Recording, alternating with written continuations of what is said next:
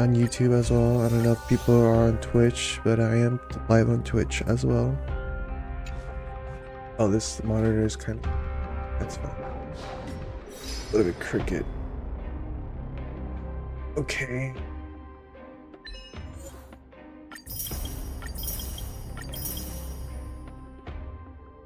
Let me see.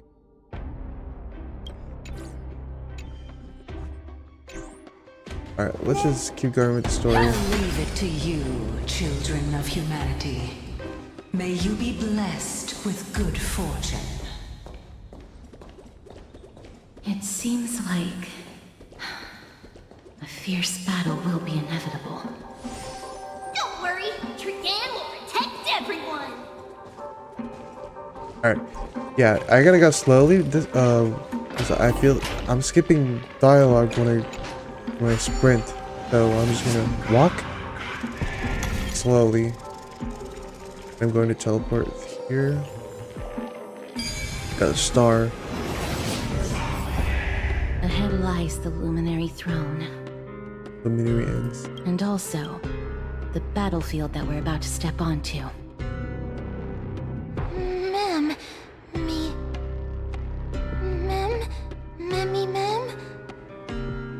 Memmy, what's wrong?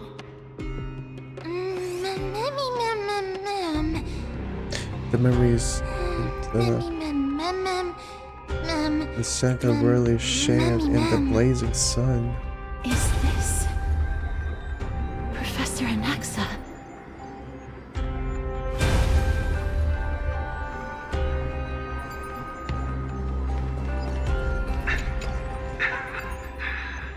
My eyes can no longer see.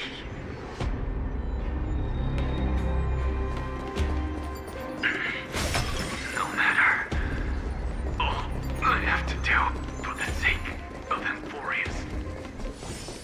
Die with me, Titan.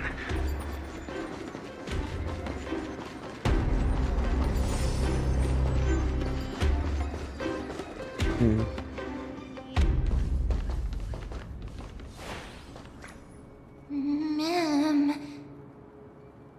Circes was right. He's indeed here. Who is this black-robed guy?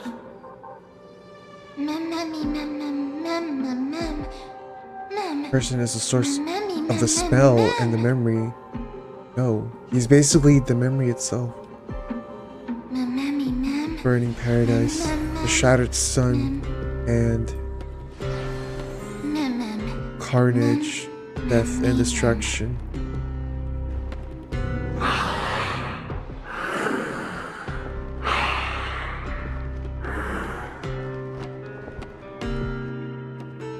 Everyone, brace yourself. This must be the hunter reborn from the black tide that Circes was talking about. The black sword and cloak. The owner of the piece of cloth. The north wind that sent over the deathly fog of Thanatos. You're not demigods. Stand down or die. Quick! Run! It's just us. We won't be able to defeat him.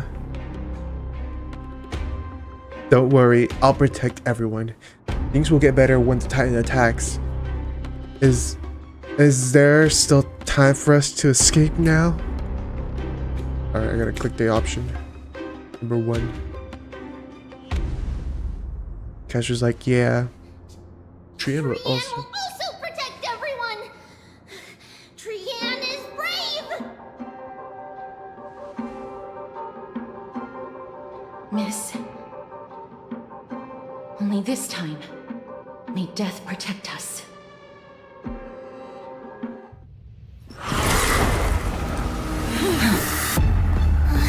Be careful. One slash. Two slashes.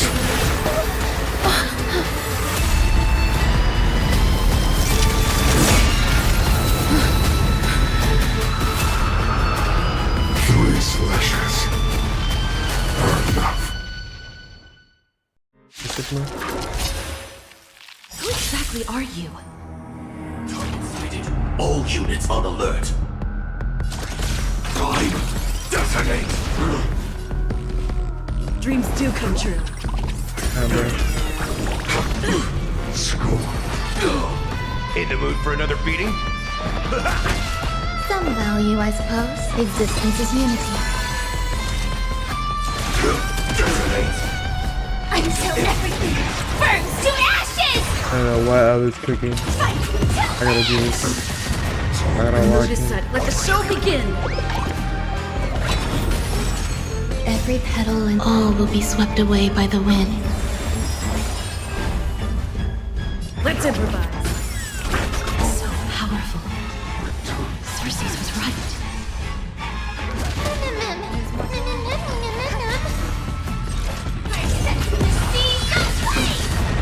Stay in step. Dreams do come true. The mood is set. Let the show begin. Return to the Recalibrating. your souls to the fire. Not good. Be reduced. What the frick? Okay. No, we're gonna restart Who this. exactly are you? Alright, I was unlocked in. Until everything I will be locking burns to now. ashes! Every This is petal all not a will be swept redo, away by the wind. but a new, but a fresh, with the beginning, with the zero. Fight till land! Take your positions. Let's improvise. The mood is set. Let the show begin. Score. Some value, I suppose. Eternal. Firefly type set to the seas of pain! Fight till land! Stay in step. Dreams do come true. So powerful. Cersei's was right.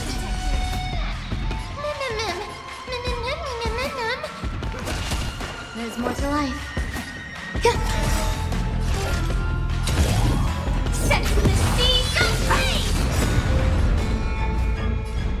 Fuck, I just Let's broken improvise. someone. Return to the Recalibrating. The mood is set. Let the show begin. Life's like a good, my friends. Indulge yourselves! Alright, we're cooked. Not good.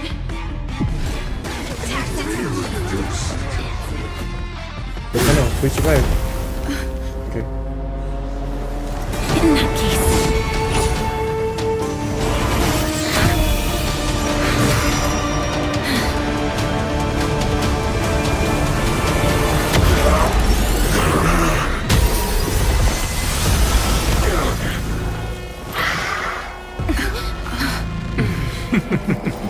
Can't be killed in a single blow. You are indeed no ordinary human.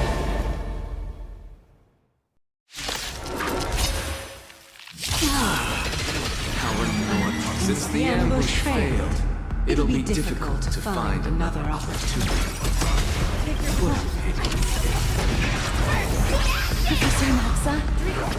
No. It's Cersei's. Thanks you so much.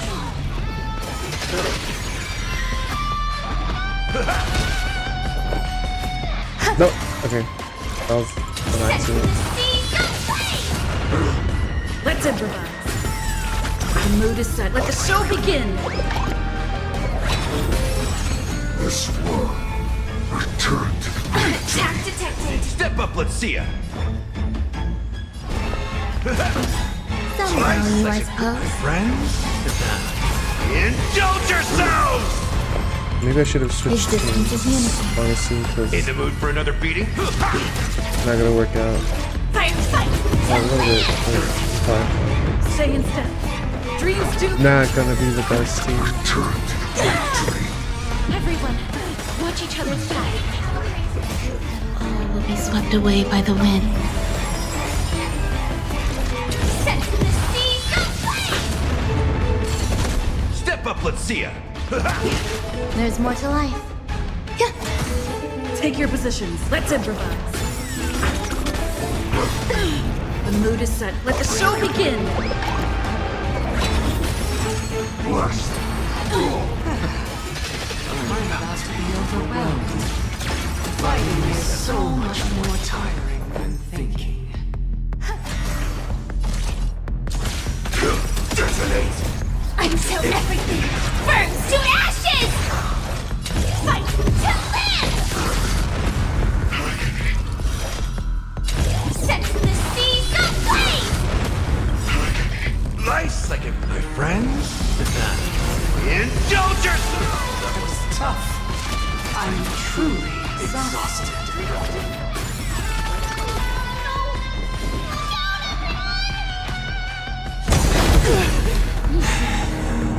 This is bad. Century Gate, open!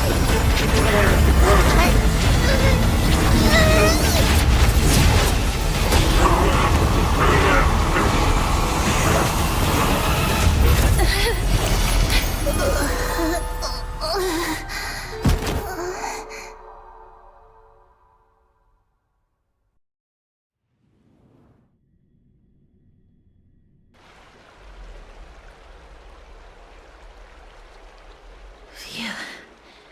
That was a close call. Thank goodness that we returned to Akama unharmed. Akama, your best bullet is back. Everyone to leave the holy city again. Little Cass, my head, it still hurts. Sorry, I know you told me not to open the gate. Please don't blame yourself, Lady Trianne. If it weren't for you, we would have already met our end at the Grove. I feel awful. I need to go back to get some rest. Lady Trianne, you haven't been well since you woke up. Are you sure you can make it back on your own? All this noise and commotion. Akama hasn't changed a bit, has it? Are you Professor Anaxa? There's no need for doubt. The Titan no longer speaks. It is I, Anaxagoras of the New Sporists. Indeed. You are the only one who would refer to Likewise. yourself like that. Professor, let me be frank.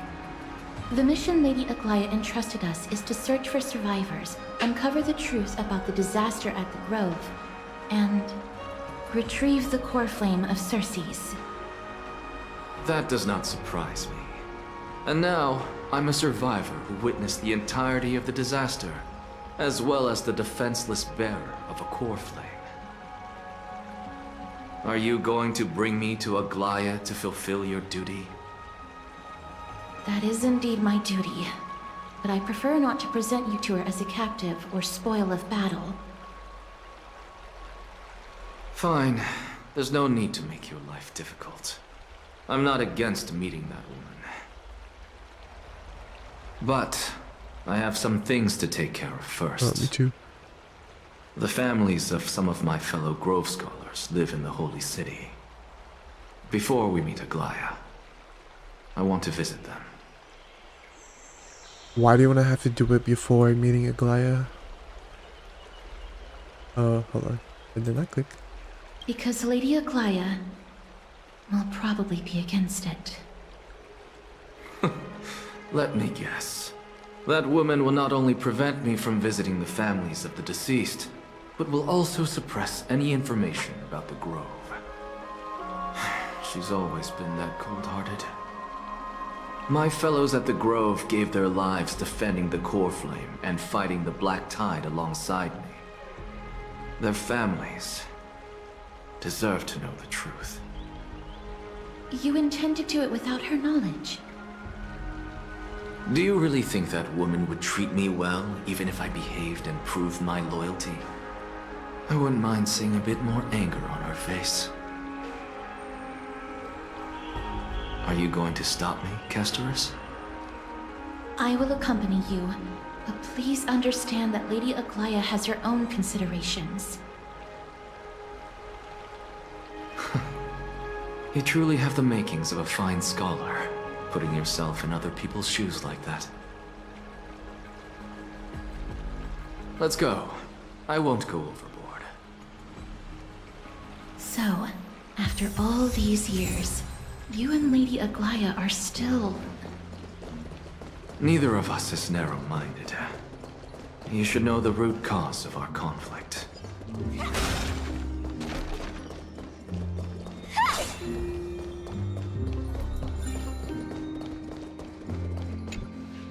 Oh, hello, young ones.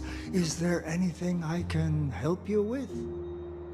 Are you the father of Keinani and Artakama? Ah, yes. Did my daughters cause trouble at school again? Alas, forgive this old brain of mine. Both of my daughters graduated long ago, and they are now scholars at the Grove. As I get older, memories from years past tend to blend together. What's the matter, young one? Why so quiet? Did my daughters really get into some trouble? If they refuse to apologize, just let me know. Their old dad can still talk some sense into them. What should we do? I really can't tell him. Don't ask me. I'm getting all the teary-eyed as well. Mr. Fabio. The Black Tide took Keinani and Artakama. What? They fought until their last breath against the Black Tide to defend the Grove.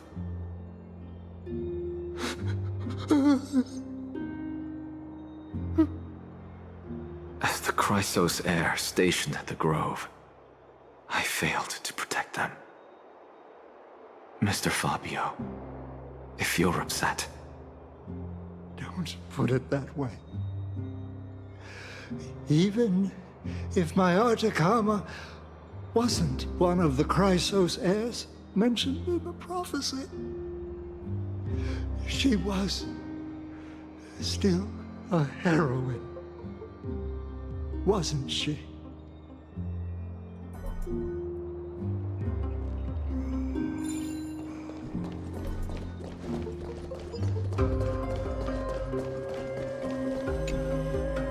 What's wrong? I'm busy.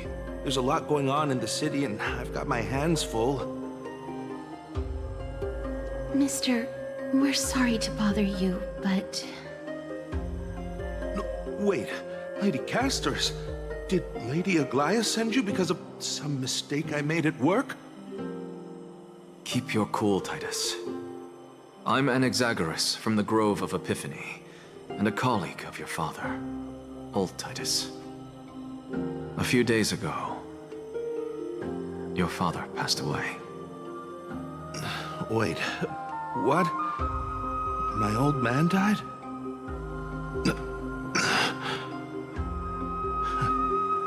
That's no shocker. At his age, he was due for the River of Souls any time. How can you say that? He's your... Just up and left me behind. That old man. I've been telling him for ages to stay in the Holy City and enjoy his retirement. But no, he just had to go off to that grove and mess around with those scholars. Still wouldn't budge after all those arguments. That stubborn old thing. I already got him a retirement home and was waiting for him to come around. All my effort is wasted now, and he didn't even give me a chance to say goodbye. bull-headed old man, stubborn as a mule.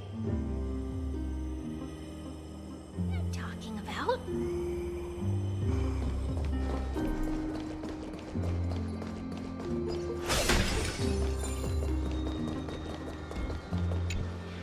Hello.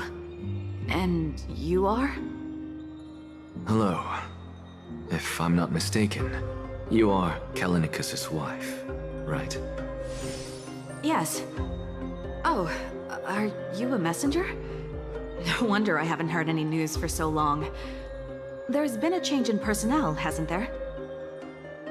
Ma'am, Kalinicus passed away a few days ago, defending the Grove against the Black Tide.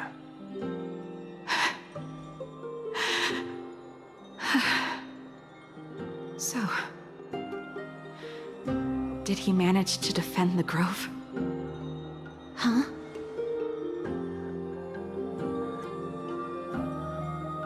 Yes. He managed to protect Cersei's core flame at the cost of his life. I see.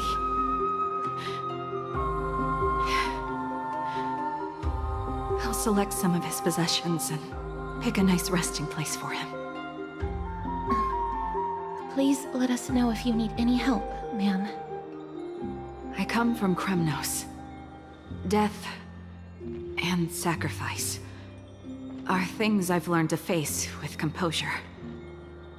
You know, Kalinicus, even though he was a scholar, he'd always ask me to teach him how to fight whenever he came back. Isn't it funny that a Chrysos heir like him wants to learn from an ordinary person like me? I've been prepared for this for a long time. In times like these, any ordinary goodbye might just turn out to be a final farewell. I'm really sorry. There's nothing to be sorry for. I was once a warrior, and I'll find my way back to the battlefield someday. With the coming coronation of the new king of Kremnos, I'll take up my lance against the creatures of the Black Tide and seek vengeance for my husband.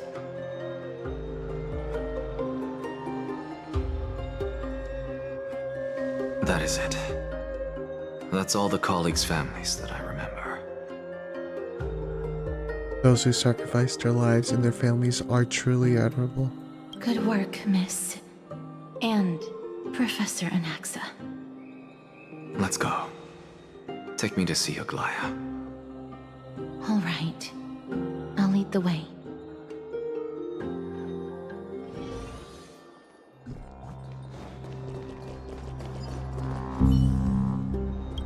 Oh, I didn't mean to do that.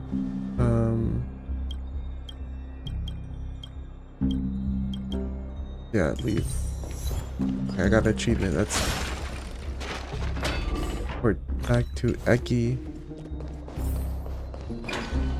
Speaking of Aglaya, I actually wanna switch teams now. I'm gonna go to the Aglaya team. And with Remembrance Burra. Everybody's your Remembrance. Alright, enable team. Let's go. How far are we actually? A bit far. I'm gonna teleport. Alright.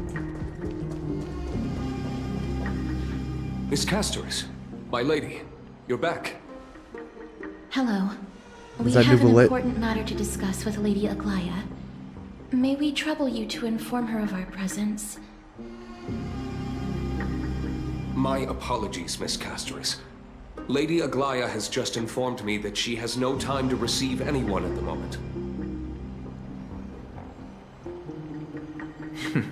That's just great. She refuses to even see me. Answer me this, friend. Did Aglaya order you to take me directly to prison? Who are you? Please don't jest. It's possible that she really is busy. Let's wait here a moment, and I'll try to contact her using the slate.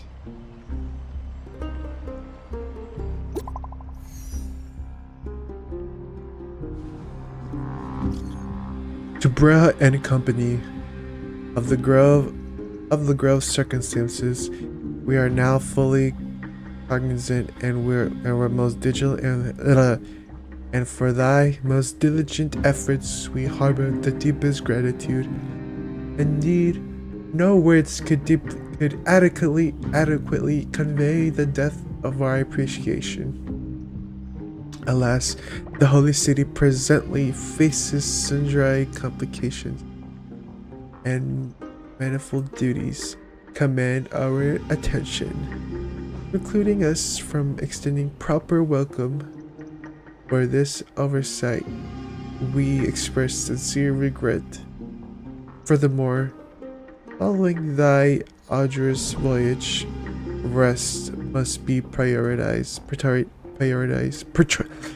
But whatever. The peculiars of recent events shall be deliberated upon the morrow, though it is written. Alright, rewrite. Got it. Cashers is like, the elegant style must be the garment makers.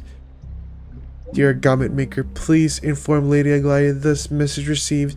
We will take our rest today. We send her our regards. Very well. Aglaia writing. It's fortunate we don't have to confront that woman while I'm hauling around this sick body. Castorus, and this friend I haven't gotten the chance to know, I'll take my leave for today. That Titan made a myriad of adjustments on their own. My head still aches from that. I don't want to stay a second longer in this noisy city if I can. Please be careful. Akama isn't the Grove. This place is covered by her golden threads. I know. That woman is extremely confident I won't escape her grasp. Don't worry. As I said before, I'll mind my behavior. Miss, so many unexpected things happened on our journey to the Grove. We truly had no intention of putting you in danger, let alone face the Black Tide head on.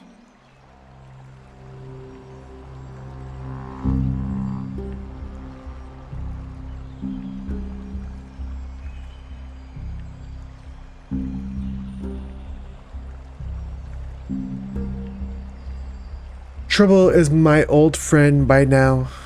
We made it back alive. So much for the Black Tide. Please do not underestimate the threat the Black Tide poses. The Black Tide is not just an enemy of Akama, but all of Amphoreus. Even back when the forces of strife coveted the Holy City, their warriors still undeniably halted the Black Tide outside Castrum Kremnos. Nigador's core flame now sits vacant, and the Black Tide has returned. The Grove is an academic city with the best understanding of the Black Tide. It shouldn't have fallen so easily, and yet it was taken overnight, leaving the city in blood and tears, haunted by the spirits of departed heroes. The trial of strife is imminent. I pray Mighty will be able to steal his resolve soon.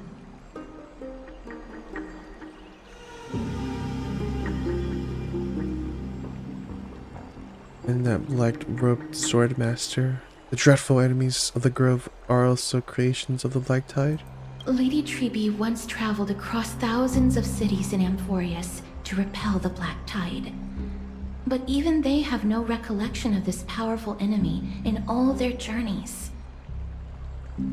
Perhaps the fall of strife has triggered even more terrifying events in unseen places.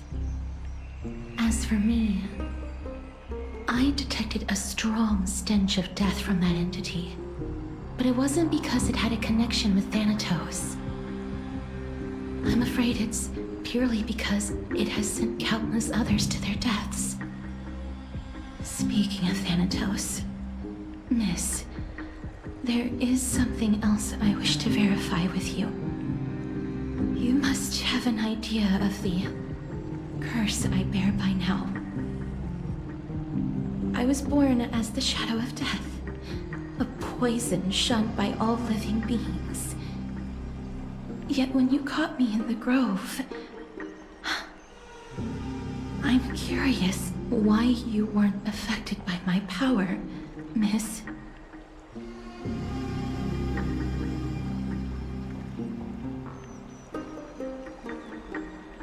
I had totally forgotten about this until you brought it up. Maybe it just hasn't taken effect yet. I'm used to it. I'm just special like that. Now that you mention it, I think the same thing happened in the vortex. My apologies for the abrupt question. For all my life, I've always wondered, what is my connection to death? And why am I inextricably linked to Thanatos? Miss, you must be tired after being on the move these past few days. Please set aside the tragedy at the Grove for now, and rest for the day.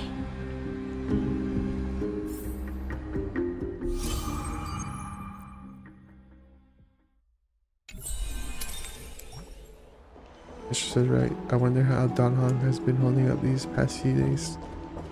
Don Hong? Where is Don Hong? Alright, we gotta go. We gotta go down here.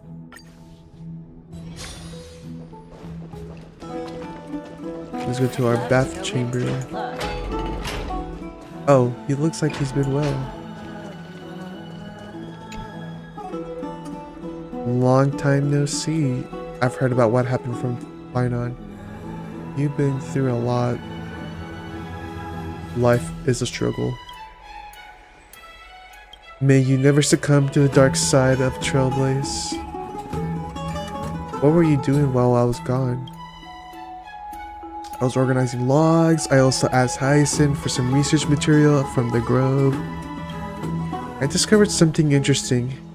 You remember that Amphoreus' sky was sealed away by a Titan?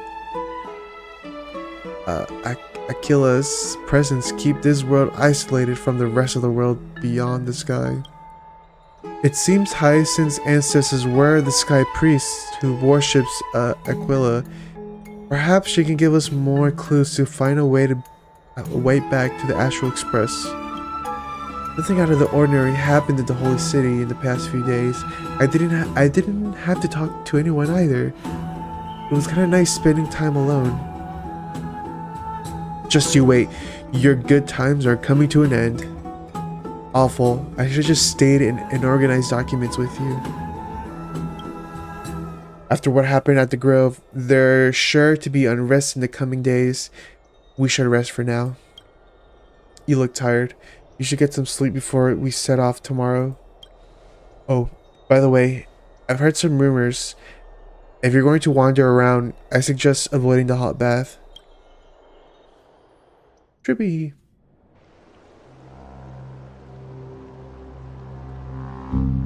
Trianne? What's wrong? Is there trouble at the Grove? Yes. I thought I had it auto. Something. It was fleeting, but very strong. It feels like they're in some big trouble. Trianne used the Century Gate again. Can you see what's actually happening? No, it's fuzzy like always. But the enemy's aura has disappeared. Maybe they've moved to a safe place? The aura farm. Let's hope that it's just a false alarm. We should place our trust in her and Castra's teacher. They will keep Trianne safe.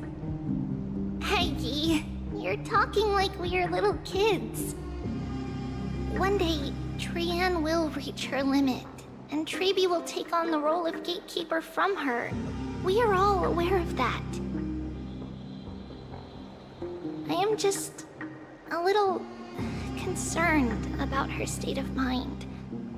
Trianne was already unable to speak, even in short sentences when they left. We want to say a proper goodbye at the very least. I will pray with you. Thanks. And Aggie, it looks like we will need you to come with us to the baths this time to unwind. It feels like neither of us have laughed for a long while. It's time to head out with the west wind! All right.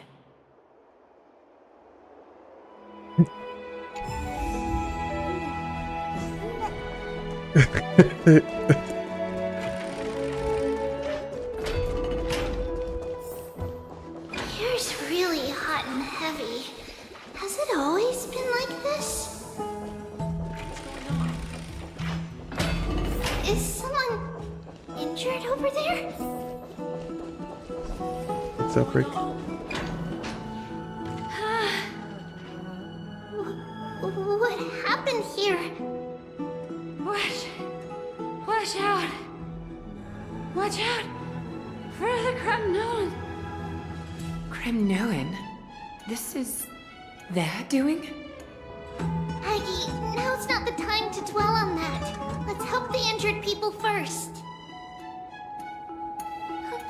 Excuse me, coming through. Oh, you two are here as well. That's a relief. Even the Twilight Courtyard is involved? What in the world happened here? I actually just came to relax. But as soon as I got here, I saw all these people lying on the ground. I've examined them, and they don't seem to be seriously ill. It feels like they've just spent too much time in the hot water.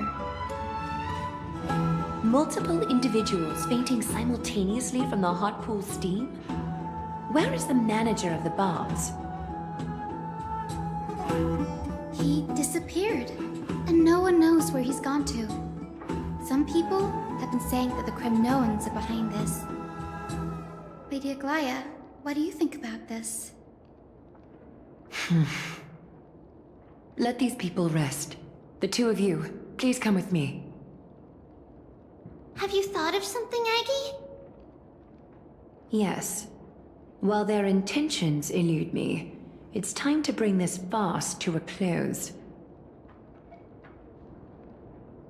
I heard it's the Kremnoan.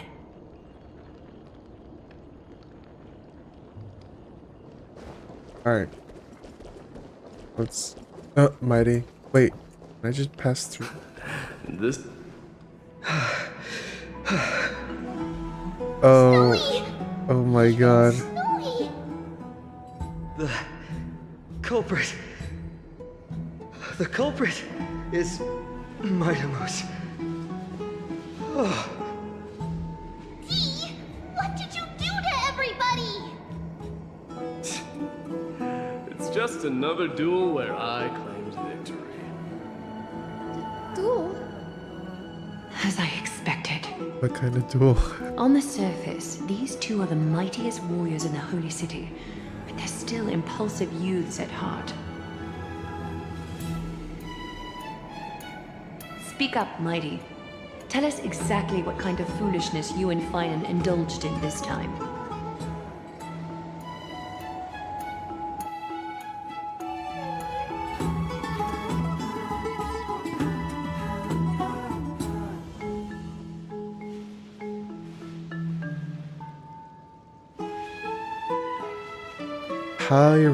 How's your recovery coming along, my friend? Winning and losing are all part of a warrior's life. Don't let it get to you. Why don't you take a bath to recharge, buddy? No, none of those sound right.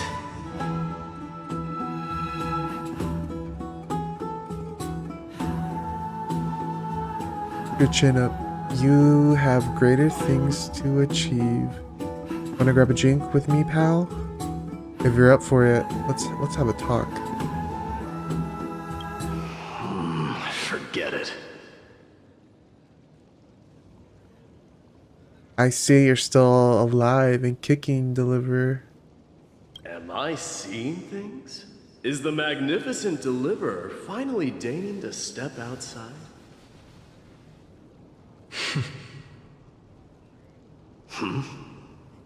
What kind of response is that? Nothing. I was just imitating your usual response. I don't feel anything special from them. Have you passed the demigod trial? The ritual hasn't reopened yet. In case you forgot, it hasn't been that long since I pulled you out of the trial. I didn't forget. Then, you're welcome.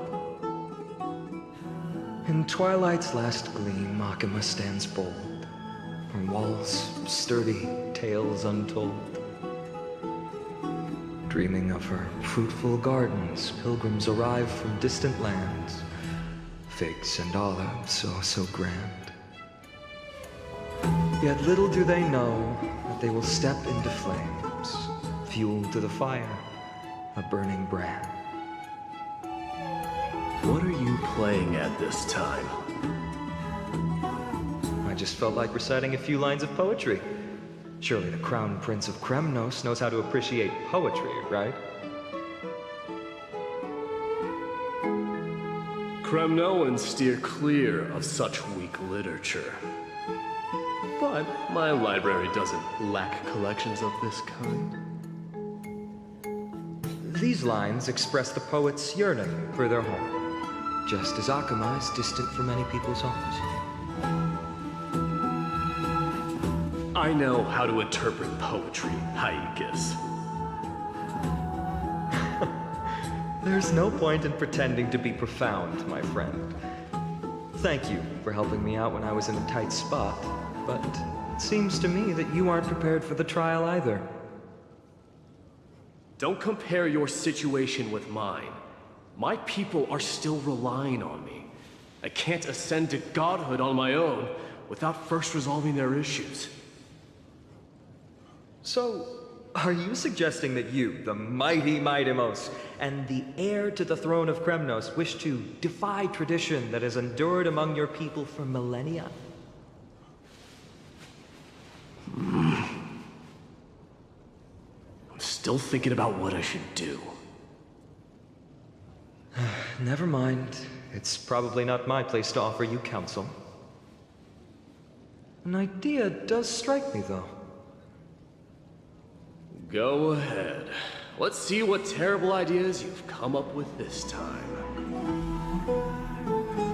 Maybe we both need to relieve some stress. Come, Mightimos, let's recommence our previous competition. This time, we'll see who can stay in the super hot bath for longer.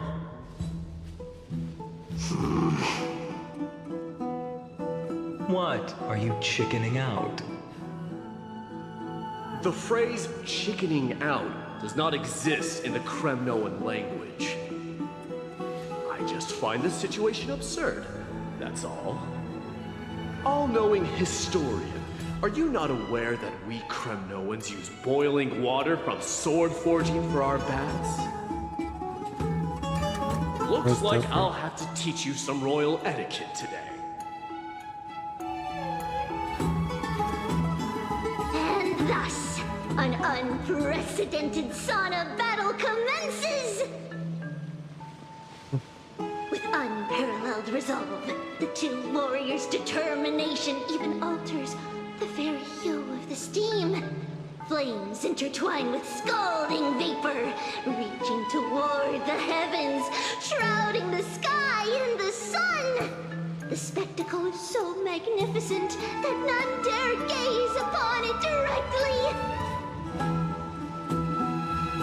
Since we can't see what's happening in the competition, why don't I regale you with a tale of kings to pass the time?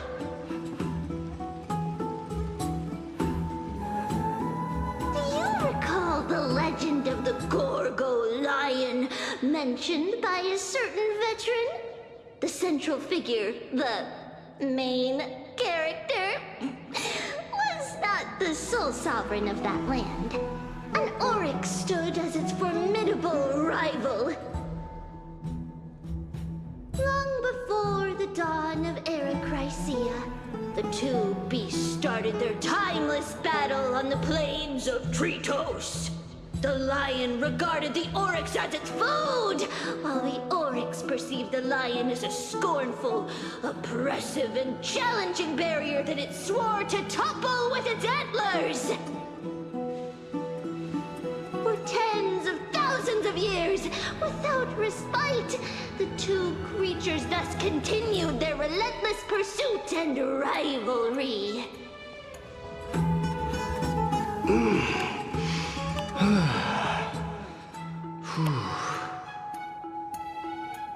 It fixated on its rival's fleeing form in the chase.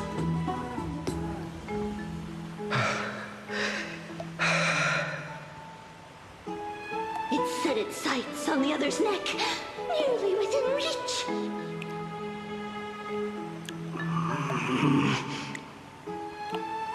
But It was stuck in a corner.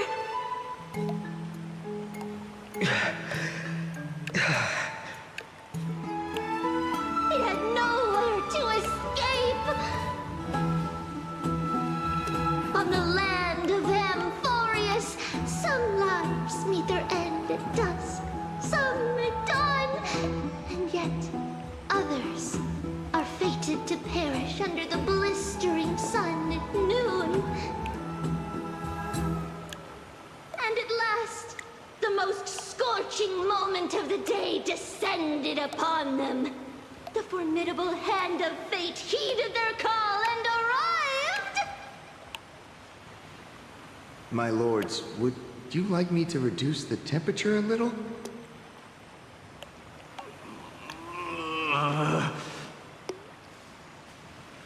What? You're chickening out already? Get lost. Are you asking me to get lost, or...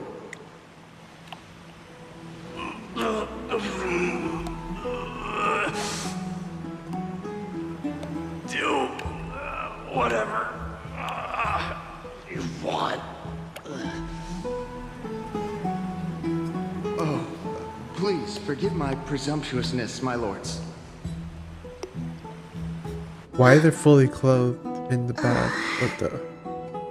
What a spectacle of folly. This is what you get for daring to challenge a Kremnoan without understanding your own place. What I'm saying is, your little game dragged down quite a few innocent souls alongside you. Personally escort back home the customers left awestruck by our formidable presence. This isn't fair. You are wearing way less than I am. Is this the latest trend now? Getting into the baths while dressed in full armor? That's what I'm Don't saying. look at me like that. It was he who challenged me. There is no word for flee in the Kremnoan language. Very well. Let us bring this farce to a close, shall we? Warriors, it's time to get moving.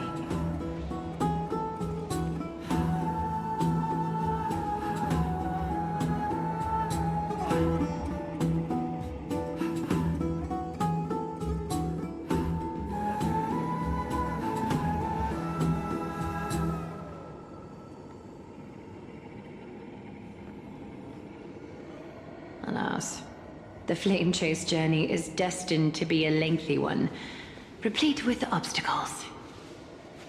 But thanks to those two, all the gloom has vanished into thin air. Oh, we just had quite the commotion. It's not every day we find the Marmoreal Palace this serene.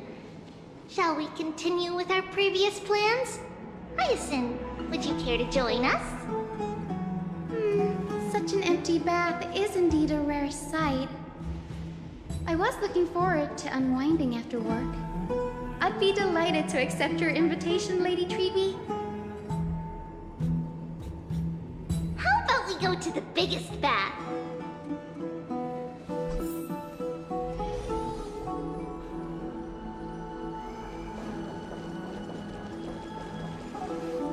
Let me check. The water temperature feels just perfect. So, how is the feeling of having the entire bath to yourselves? It's so good. Lady Treeby, aren't you going to soak in the bath with us? We will have to pass. After all, we've become children. Please understand that she can no longer endure the heat of this pool due to the blessings of Yanis. Okay, sorry. Oh. Are you curious about us, Hyacinth? I am, but something tells me that it might be better to change the topic. Don't get all nervous. It's not something we can't discuss. The truth is, a long time ago, we were a mature adult just like Aggie. Then, because of reasons, we inherited Yanis's divinity and gained the power of passage. And in return, the price we had to pay was the splitting of our soul. Each opening of the Century Gate intensifies the strain on Treeby and the others. They are gradually regressing towards infancy, both in body and mind. We don't know what awaits us at the end either, but anyway, that's why we've turned into children. In that case, when you opened that giant sentry gate above Akama during the battle against Nikador... Well, there's no way around it.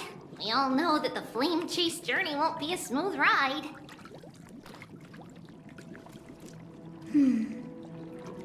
Maybe we can find a way to fix it.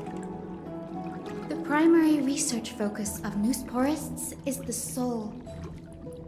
We explore its depletion and methods to restore dispersed souls. As long as research continues, there might be a breakthrough that can help. We will do everything we can. So your first reaction is in fact denial. You're indeed an Access student. I look forward to your good news, Hyacinth. Now there's another reason to look forward to tomorrow.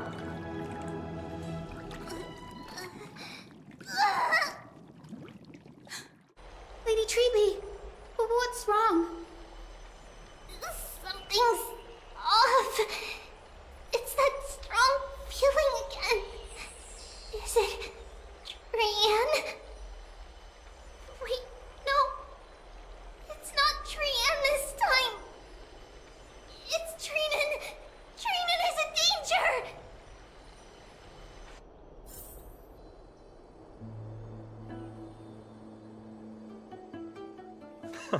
I win this round of escorting the bathers home.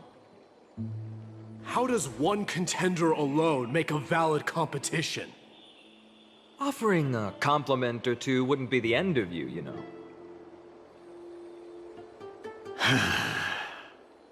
Haikas. What is that word? Is that your native tongue? It means hyena. I'm likening you to a weak hyena. By the way, you emphasize the completely wrong syllable. Though we've been acquainted for some time, I have rarely heard you talk in the ancient tongue of Kremnos. It's because I'm not exactly a master at it either. I can listen and read just fine, but when it comes to writing... You can write?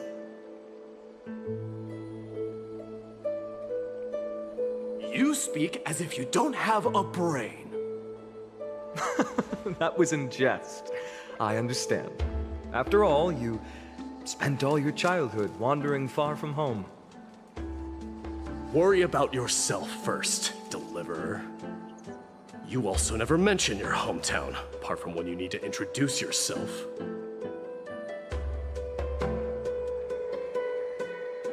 Well, it's because there isn't much to say. Ides Elizii is simply a tiny village that disappeared many years ago in the flames of war. The only times I get to see it are in my dreams, and in the trial from the Lance of Fury. I knew it. Yes, I saw it all. Ides Elysiae ablaze with everyone. My family, friends, and my kin, lying in a sea of flames. A blood-red half-sun hung in the sky, just like on that day. And before my eyes, that murderer killed Cyrene. But I saw its form this time. A black cloak, an eerie mask, and a broken giant sword that carried an ominous aura. I fought it in the trial. But even though I've been fighting, improving, and resolutely getting stronger all this time, I still couldn't defeat it. Hold on. I was kind of like not focused, but let me reread back. Like, what is that word? Is that your native tongue? And, you know, it's like, so we could, wait, you emphasized the completely wrong.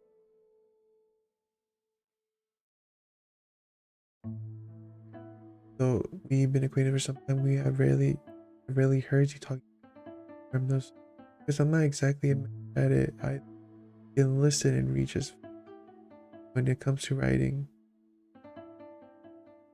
Right? I guess if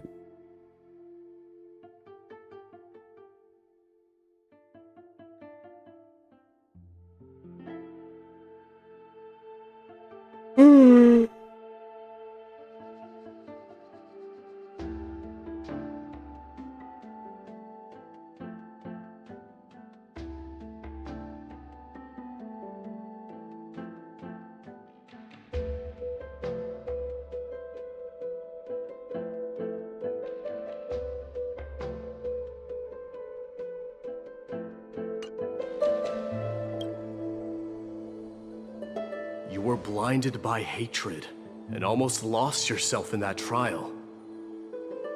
That's right. And that's why I am truly thankful to you, Mightymouse. You finally picked up some manners. Better late than never. Then what about you, Mighty? What did you see in that trial? What do you fear? There is no word for fear in the Kremnoan language. I'm getting the feeling that your language has no words at all. But to answer your question, I saw Akuma in the trial. As well as my old comrades. Hephaestion, Perdiccas, Ionius, Ptolemy, and Possesta. Ever since I returned from the Sea of Souls, these five have been by my side. We faced life and death together during our days in exile. Those 10 years were arduous, yet filled with moments worth treasuring. Each night, we would gather by the campfire, savoring honey brews and singing our hearts out. The wind in the wilds of Amphoreus smelled like rust. Hephaestion would always tease me about adding goat milk to the honey brew, claiming I ruined the blood-red color of the drink. He had a scrawny figure, but was a relentless force on the battlefield, dispatching foes without so much as a blink. Perdiccas was an expert in concocting medicines, delving into all those strange folk remedies. Ionius was a swift runner and our most reliable messenger. Ptolemy was a real bookworm, always spouting off in chapters and verses. When When we left Kremnos, he made off with a stack of ancient tomes from the Grand Library. Not like it mattered, as my family owns the library. And then there was Possesta. He was the silent type, but a truly masterful musician. This is the first time I've heard you mention these 5. And their names. They died on the battlefield before the Kremnoan detachment managed to join Akuma.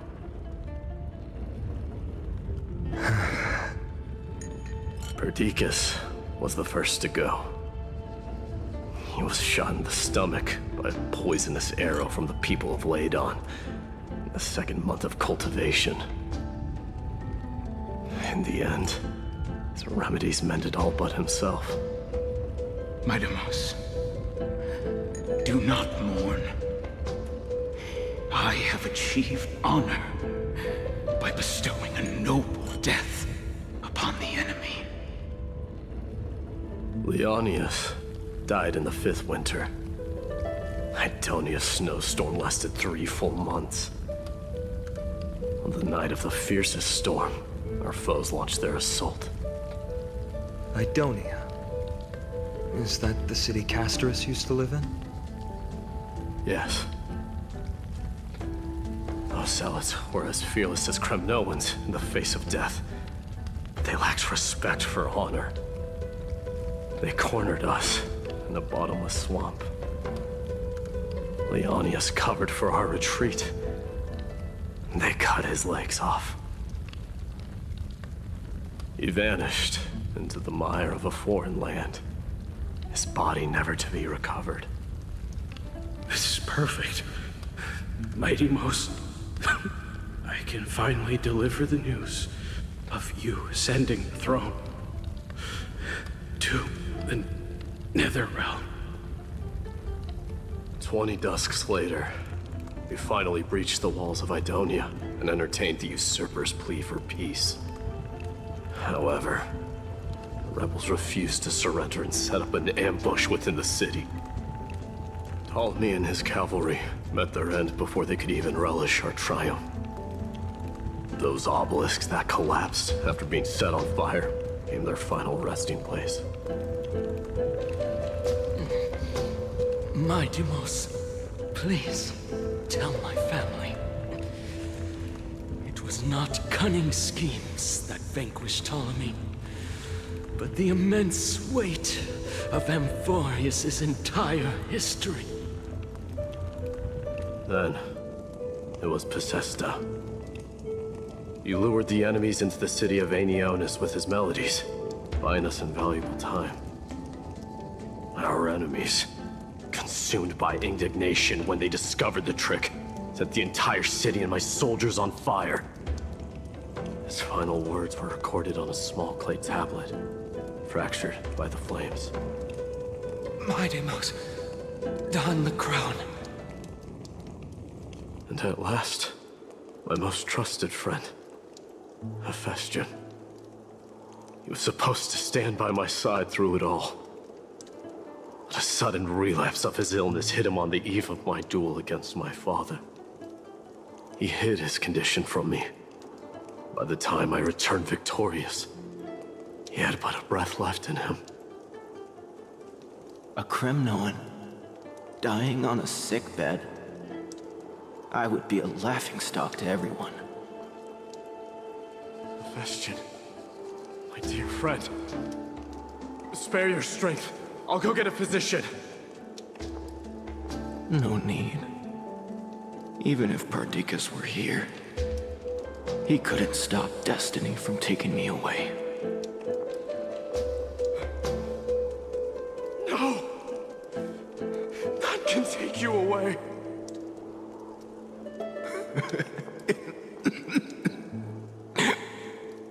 My Demos, our king, do not shed tears for me. It's not befitting of your status. Farewell, my dear friend. You must lead us back whole. What a grave trial indeed. Now I understand why you see immortality as a defect, or even a curse. My father threw me into the Sea of Souls to break the wheel of karma. But little did he realize it would grant me an immortal body and summon a fated revenge on his head. Following his demise, I considered leading my people back to our homeland. Kremnos had already turned it into a wasteland. Only darkness and insanity thrived there. Against the dissent of many, Krateros included, I made the Kremnoan detachment stay in Akama.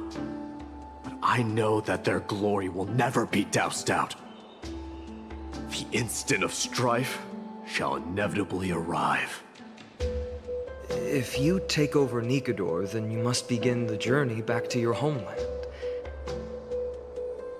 So, you hesitate because you think leaving your people in the Holy City is a better choice?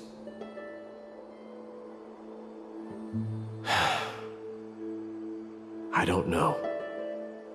But I have never been crowned. And those 5 were never endowed with any titles. None is aware of their glory. Your predicament is truly complicated. I don't know how I can give you any useful advice.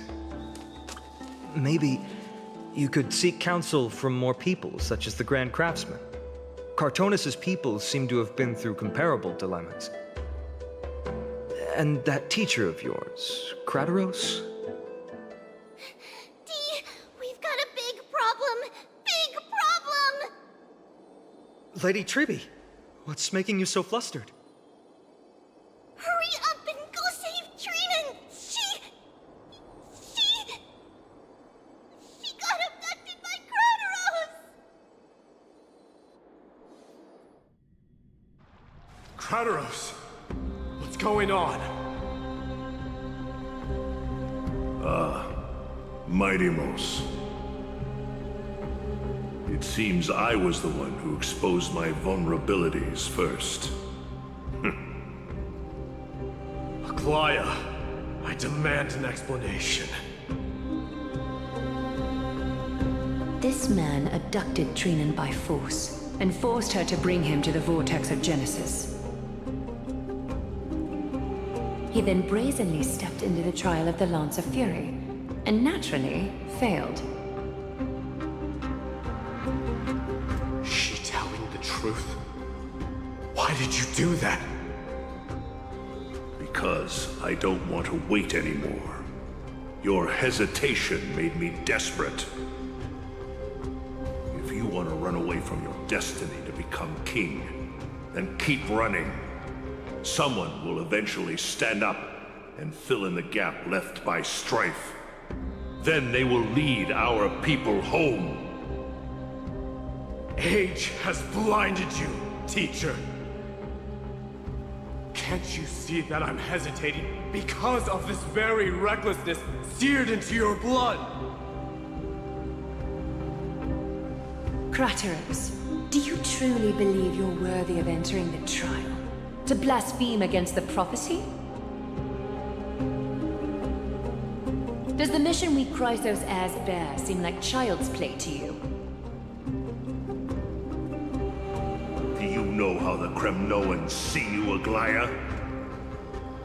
You're a hypocrite and a megalomaniac. The prophecy of Genesis and the Flame Chase journey are just excuses for you to seize power. Silence, Krateros. Do you even know what you're saying? Are you defending this woman, Mighty-Mos? How many wars did people start because of her and her so-called prophecy? How many cities fell in the past millennium, their people massacring each other? Even if this so-called Genesis really exists, will there be a place for the Kremnoans in that new world?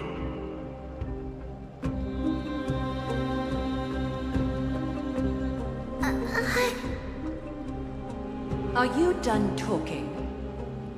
By agreement between the Chrysos From no one heirs lives and the better. Council of Elders, Those lives better. those who trespass upon the vortex of Genesis need not be tried by the Council.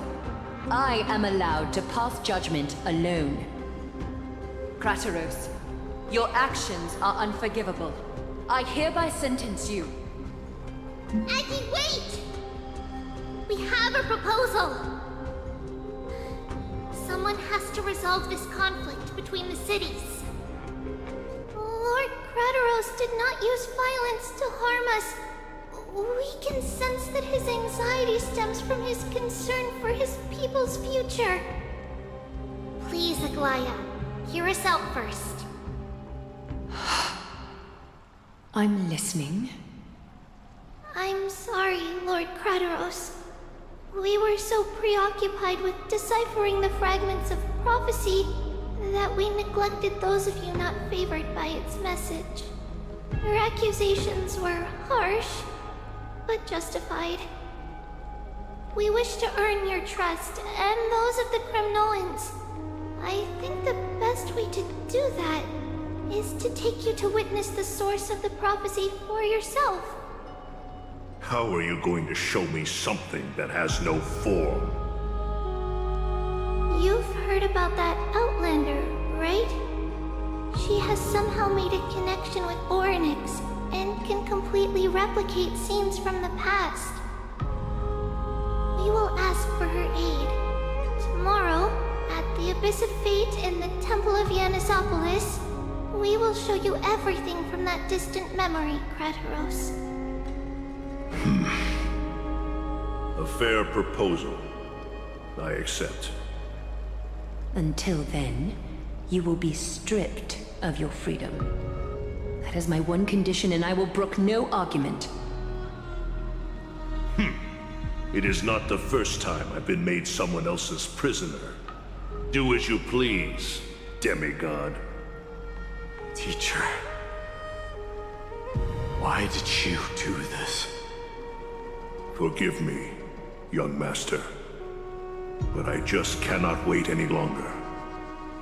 Ever since your father died, our people and I have been waiting for a day to revive Kremnos. We placed all of our hopes in you, but never received an answer. This obsession for returning home has become a sickness for our people. Wise as you are, I refuse to believe that you can't see the truth. You have a clear head, which is why you're also incomparably alone. A smart person can only choose to tangle himself with the mundane of this world. If you're truly capable of leading our people beyond this blood-stained fate, then prove it to me once more, Mighty Mos. Just as you did back then.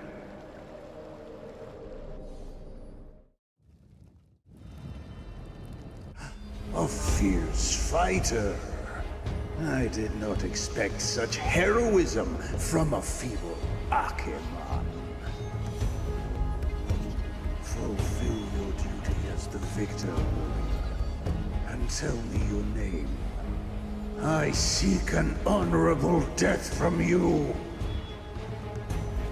As if you have any honor! Listen closely.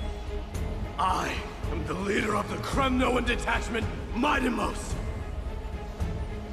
I'm here to finish you, Father.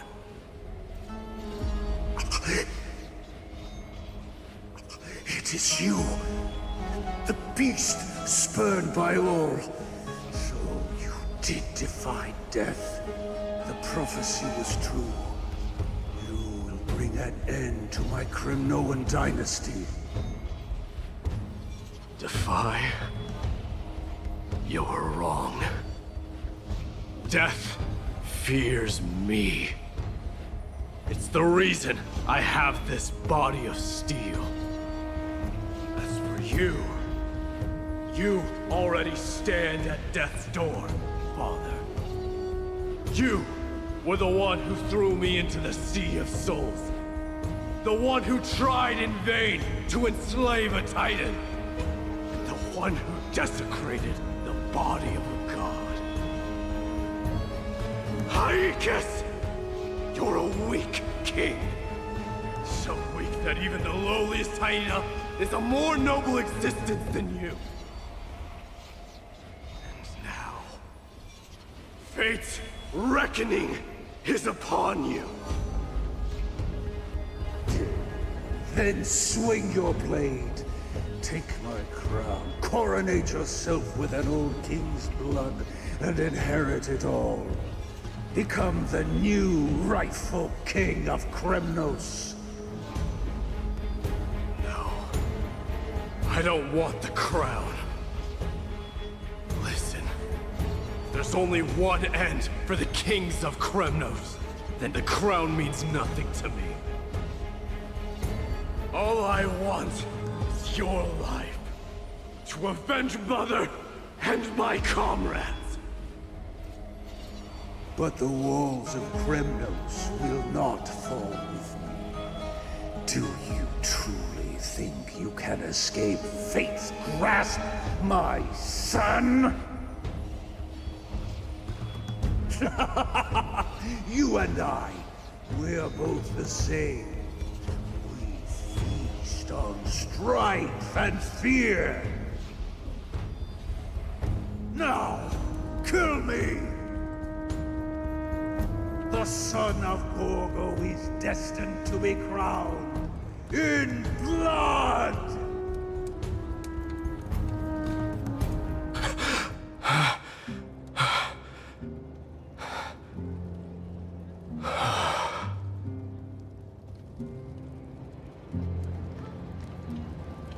Kratos. He said the Grand Craftsman Cartonus might have some suggestions. Might as well go see him. Grand Craftsman, how have you been?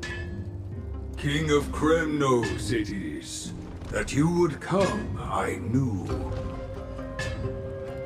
You knew I was coming? Your matters, I've heard. The path forward you seek.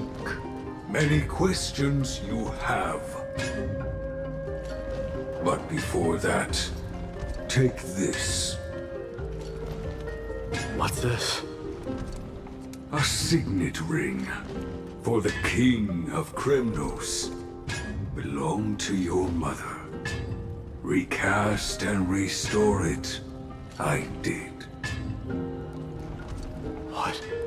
Mother threw it into the Sea of Souls. A long time to fish out it took. Very fortunate we were. I can hardly imagine how much patience and courage it must have taken to find such a small signet ring in the Sea of Souls.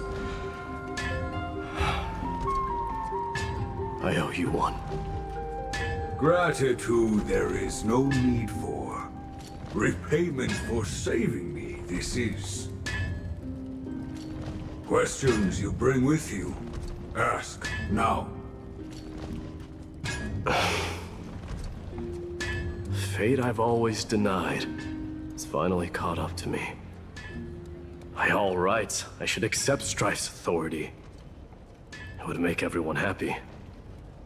The Chrysos heirs, the Council of Elders, the Kremnoans. Even the bards who will write it all into song. Yet hesitate still you do. Hesitate, why do you, young king? Because of my people. Be they men, women, the elderly or children. The hearts of all Kremnoans yearn for home. They've all been waiting for this day, for the day their king returns.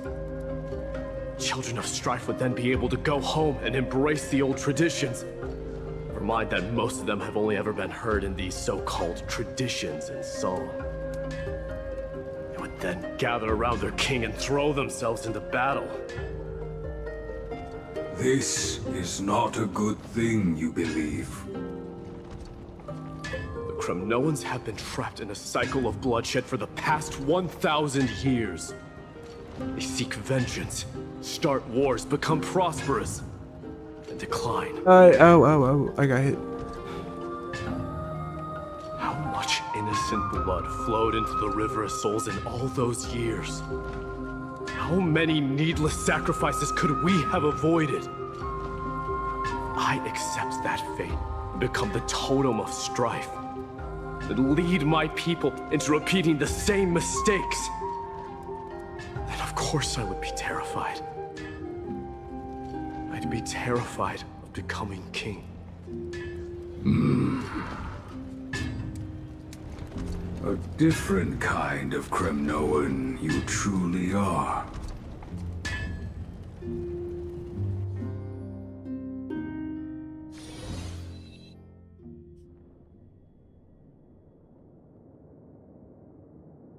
Mama, I had a dream last night. Oh, now what did you dream about, my darling Trebios? I had a dream that I turned into many me's. Then we made the moon into a ship and made the stars into our sails. Then we floated on the ocean and let the wind blow us in any direction it wanted. Well, that sounds like a lovely dream. Yeah! The ocean and the sky were really, really dark. But there were so many of me that I wasn't scared at all, because we'd all sing together. The ocean wind blew us onto an island where the wind tasted like flowers. There were bleating sheep and chirping birds inviting us to be their guests. There were so many animals on the island, but none of them ever fought. Yanis's holy maidens can receive guidance from the God of Passages. Perhaps what you saw in your dream is a divine land somewhere in Amphoreus. You think so? What's wrong, Trebios? You look unhappy. Because on that same island, I saw a dark mountain on the other side of the ocean. And it was very, very tall. The mountain looked alive, and it kept getting closer to the island. Then I realized it wasn't a mountain, but a very, very tall wave made of water.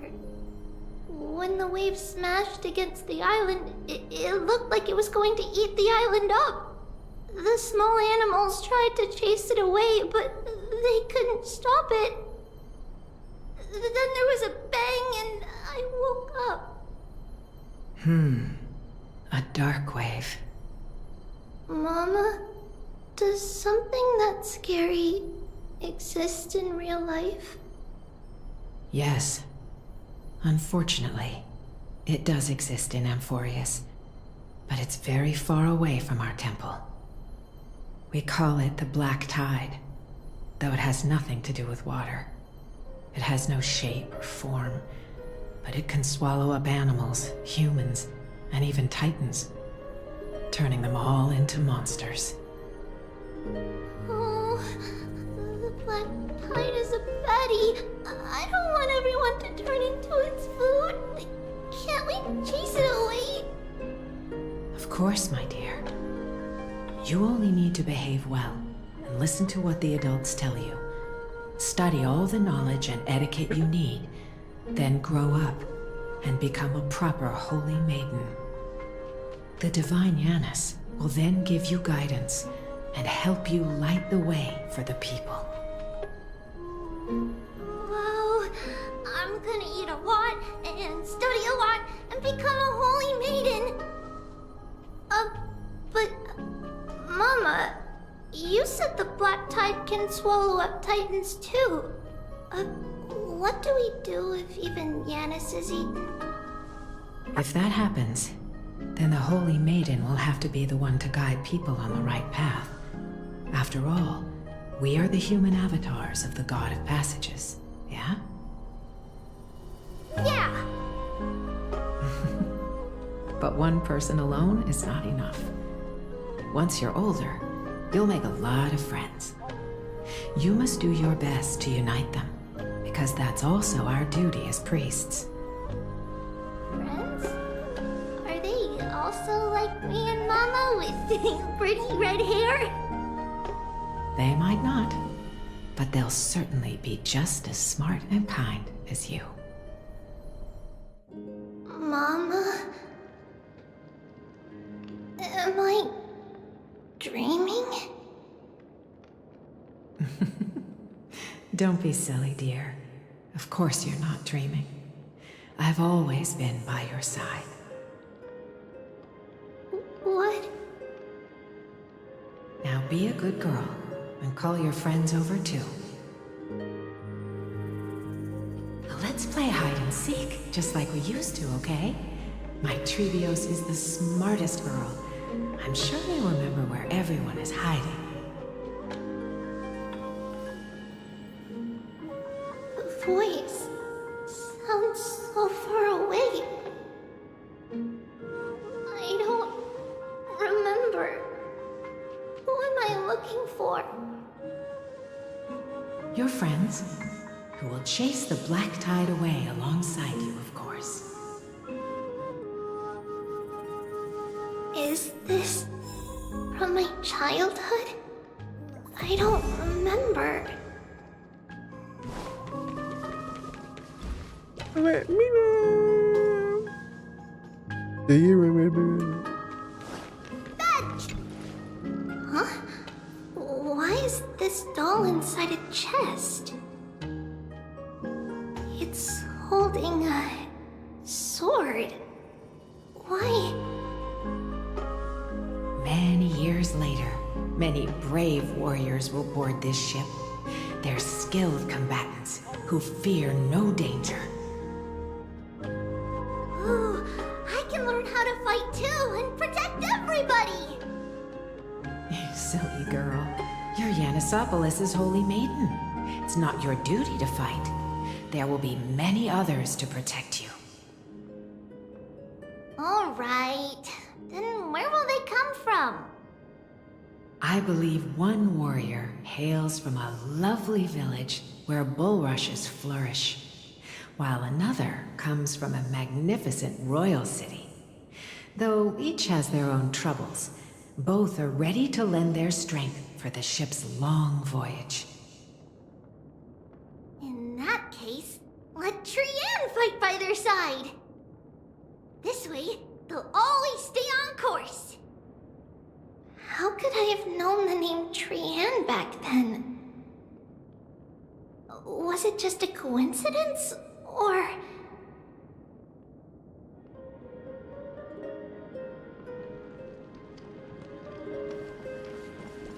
Learning can change your destiny!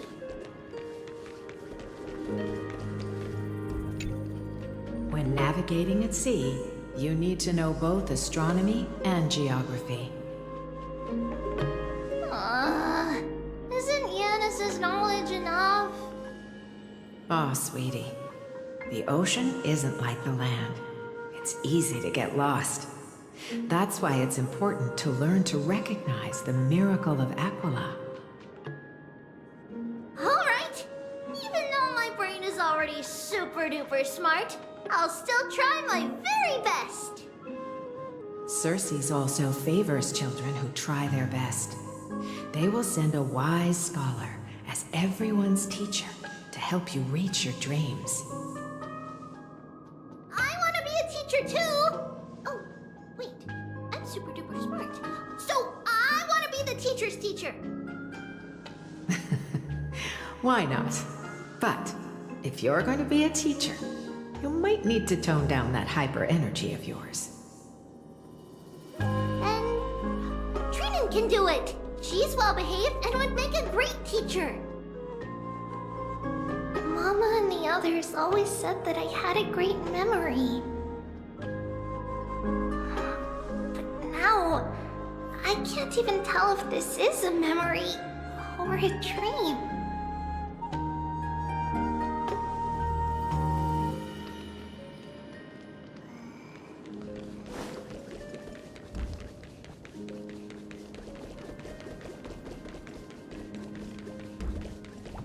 use the spindle to connect everyone.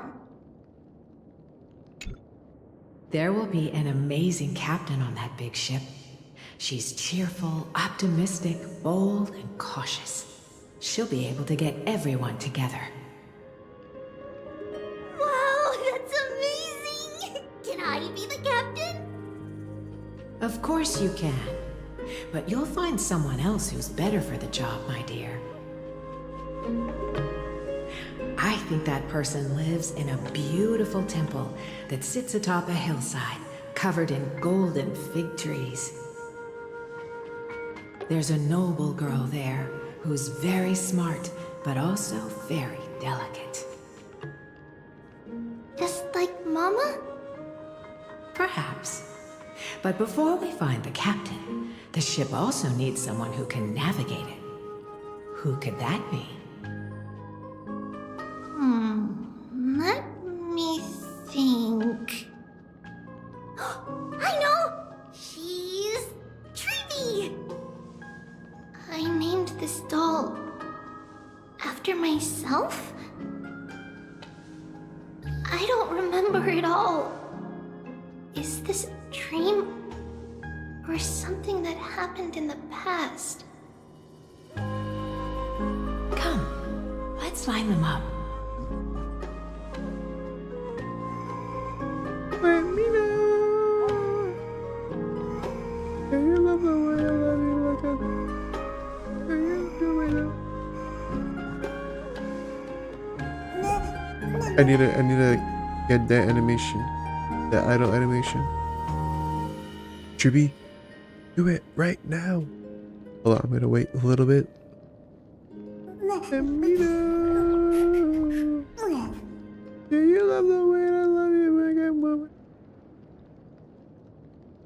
Or is it Chibi, do your idol right now.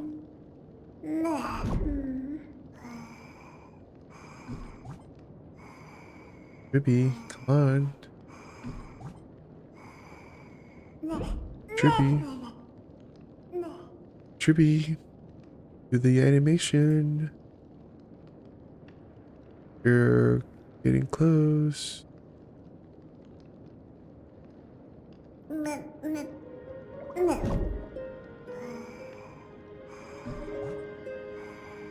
Tribby. Tribby, hurry up. Not die. Hold on. Tribios.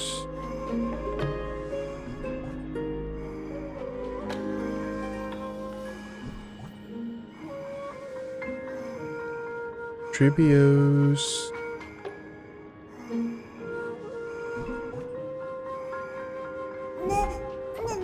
Alright, it might be over, guys. Actually, we have to go back here. Let me know.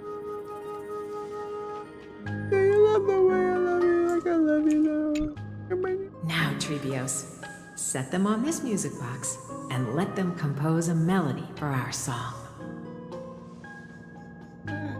Music box? What's that? Sweetheart, are you still groggy from your nap? You invented it. I invented it? What does it do? Oh, my lovely Treevy.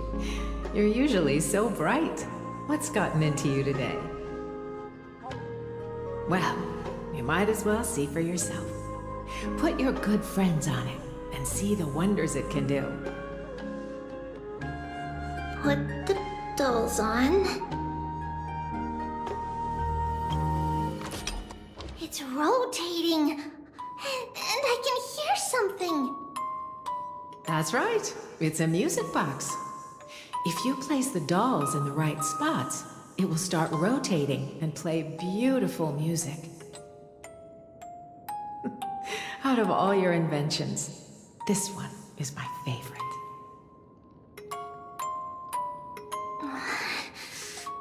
I don't remember. It's all right, my child. I'll sing along to the tune, and it will help jog your memories. Happiness abounded in this lush land by God's chosen. Giants raised their glasses in a toast, beheld by the 12 constellations. 3 carved the heavens and the earth. 3 wove the threads of fate. 3 molded life with their hands, and 3 guided calamity's gate. They declared the world too unstirring, hence wished endless laughter upon the living. Thus you and I were created, with words and song to weave, and love and intimacy to give. Thus creation was complete. Who then will bear the weight of humanity's souls, to lighten the steps of the living as a whole? O great Kephale, all-knowing Father of stature so tall, yet low does their gaze willingly fall. With light of dawn heavy upon their shoulders, golden blood spills unto the land, converging into a boiling river that flows to the heroic heirs of this world.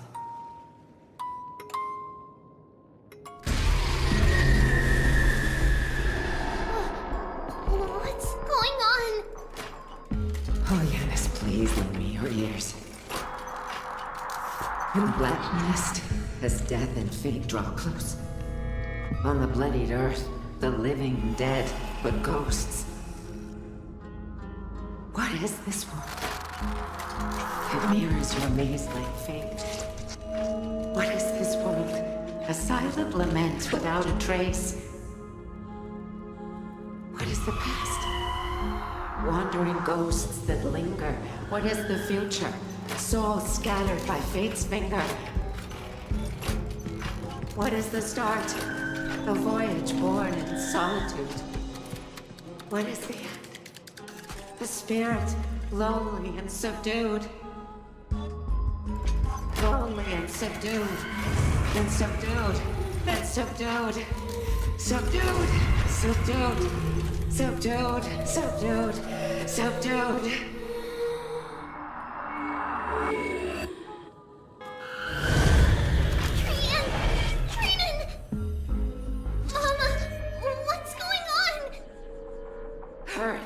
Run! Traitors, run! The black tide has arrived!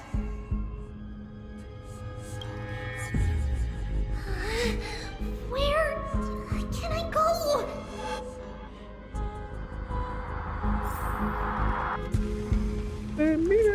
What's this?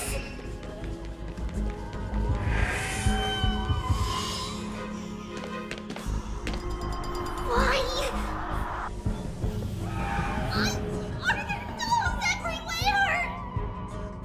This is the sacrifice of a holy maiden. You won't make it to the... Only one person can. I know! It's fine if we can't reach the end. Our minds are made up. Go. Bid your farewells, tributes. Time is running out. Mama, are you going to leave me? My sweet girl. I will never leave you. But remember this, Trevios.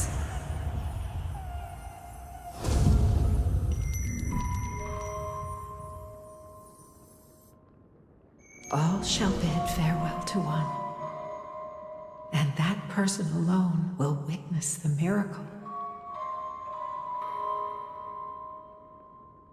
Since your mind is made up, then traverse the black tide and dispel the fog for Amphoreus. I shall see you tomorrow, my dearest Trevios.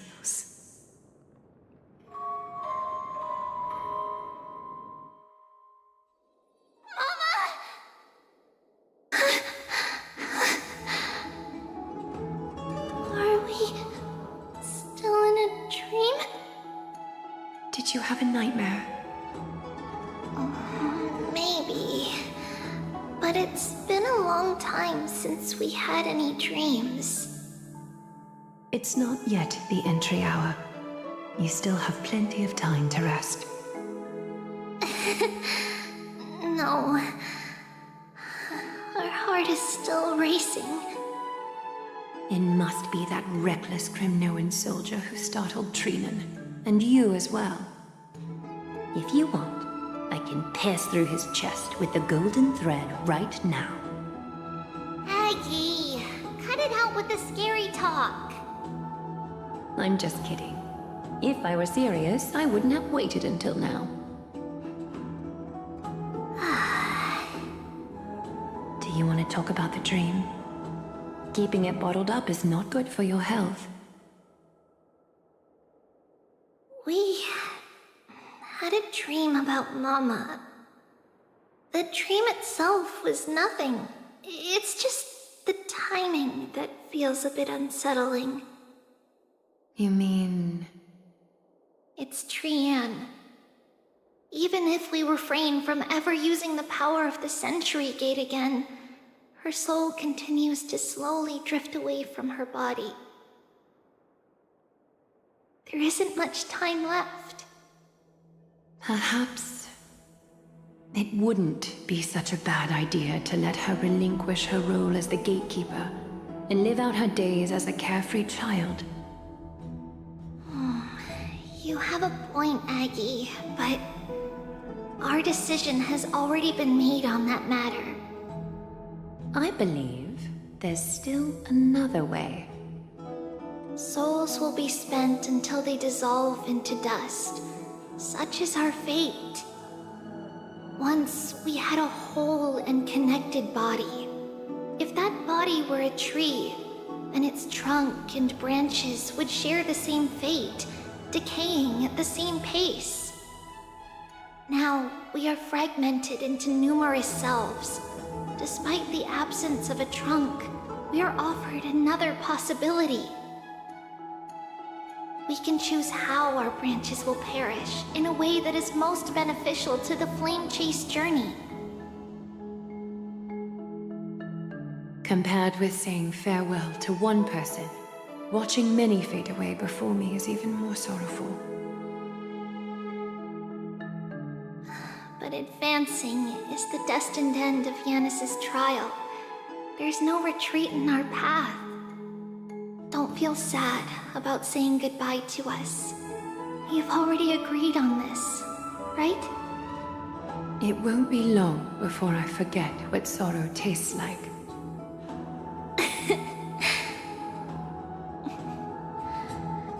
So, what would you like for breakfast, Aggie? What? Where did that come from? After all this talking, we are feeling a bit hungry. Plus, it's nearly the entry hour now. Do you remember when we first met, Aggie? You were still a little one, and we caught you secretly eating oatmeal late at night. While my emotions might be fading, those memories are still as vivid as ever, teacher. Please, let me do it. What would you like to eat? It's fine! Leave it to us. You should rest for now. It won't take long, and we'll call you when it's done. In that case, thank you. Then, see you tomorrow, Aggie.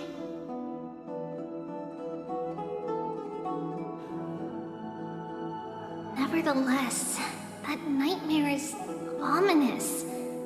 Memories are slipping away, even the image of Mama. Just as expected, another trip must be made into the abyss of fate. Hopefully Ornyx will be willing to help us.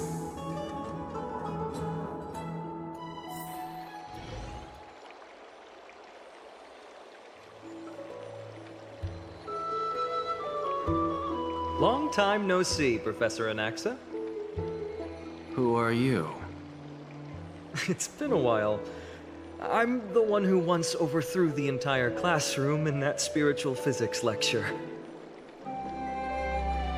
Oh, it's you. No way. Do you really still remember that, Professor? I remember that glib tongue of yours. What brings you here? Surely you're not here to reminisce. You could tell. Of course. You only beat around the bush when you have a hidden agenda. That's not true. I'm here to seek enlightenment, as always. Could you please teach me everything you know about the black-robed swordmaster? Rumors sure travel fast. Unfortunately, I too know nothing about it. I can only tell you that it is clad in a black robe and wields a greatsword.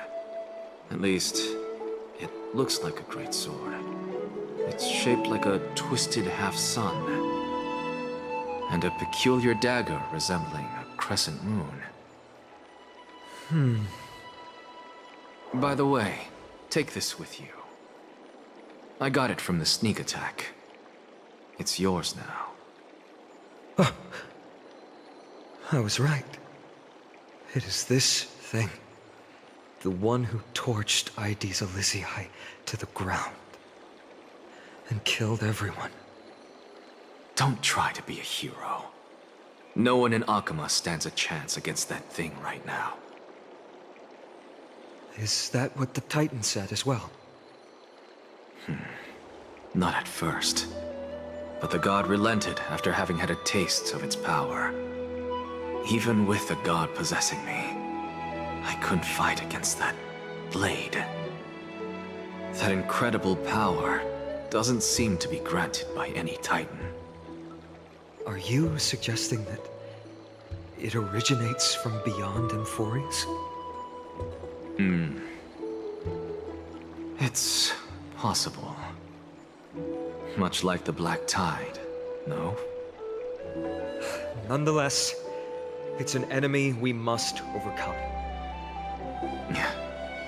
We? Drop the pipe dream, Phynon. No one wants to see you fall by their blade. His mere presence will endanger the Holy City and the Flame Chase. You know that I don't believe. You don't believe in the so-called prophecy, I know. However, I'm here to seek your assistance, not at the request of Aglaya or Treeby. I just want to eliminate a threat to the city I pledged to protect. That's all. The tragedy at the Grove must never happen again. Take a seat. Since you are sincerely seeking enlightenment, I suppose I can tell you one more thing.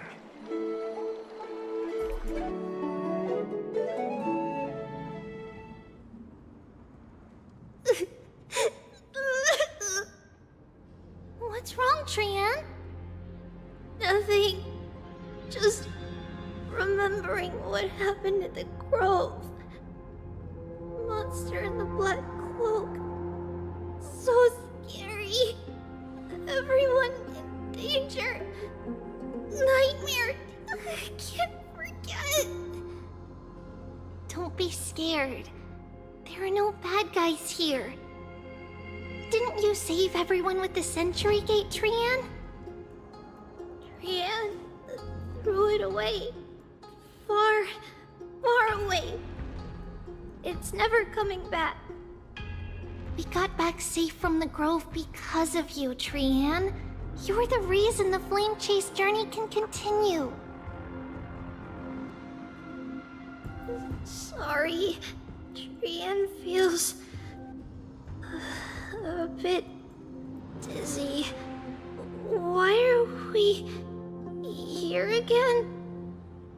For the same thing, of course. Remember? Tomorrow we will reveal the prophecies past to everyone. But first, we need to restore the memories that have been blurred by the fragmentation. We hope to present the full truth to everyone without hiding anything. Yanis caused the fragmentation, we can only turn to another Titan, Orynyx, for help. Also, remember to get breakfast ready for Aggie before the lucid hour tomorrow. Oh, yes! Trian remembers now! Oh, on that note, we had better prepare some saffron before we meet with the Titan. Saffron? Huh, it's an essential offering for rituals in the Temple of the Three Fates. You think we shouldn't go to Orynyx empty-handed? Yes, it's also a symbol of Yanisopolis. If we are to replicate memories, we need to use something that has experienced those days. And when we first met Aggie, we added that to the porridge we made for her, and she really loved it. I see! It's like killing 3 birds with 1 stone! But it all depends on whether Orynyx is willing to help us. This could be a problem. After all, it was us who took the core flame from Yanis, from Orynyx's kin. We will have to give it a try, if there's truly no other way. In our current state, we probably can't do anything to them. We'll cross that bridge when we get there. Leave it to Trian. Trian knows how to play cute. In any case, let's look for saffron first. I hope there's still some left in the temple, untouched by Mikador's soldiers. I remember that aged saffron is preserved in sealed jars.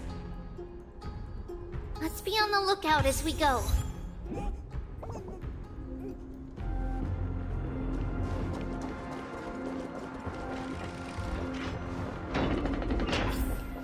It's a dead end ahead. Turn back, teacher. What? Aggie? No, it's an illusion.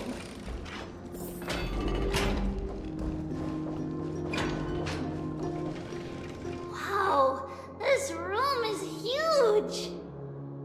Trinan, did you? Yeah, I saw it. Was that a warning from Orynyx? What are you two whispering about? Treeby? Trinan?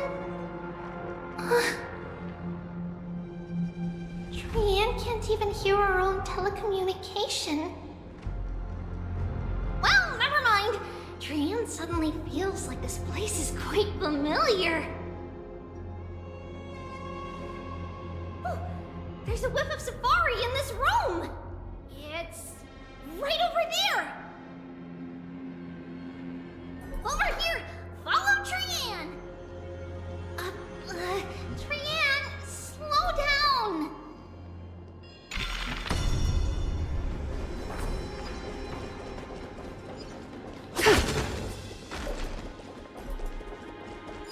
Even if separation is our fate, a futile death is not the solution. Right here! I summon thee, Orynyx! Stir up ripples of past reverie! Something's appeared! Wait, we should read it first.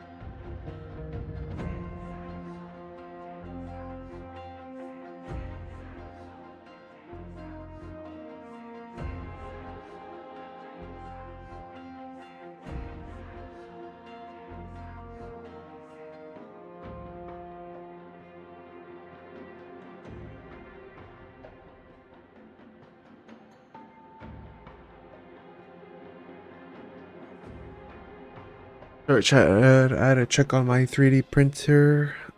Printing something right now. Okay, so let's go read.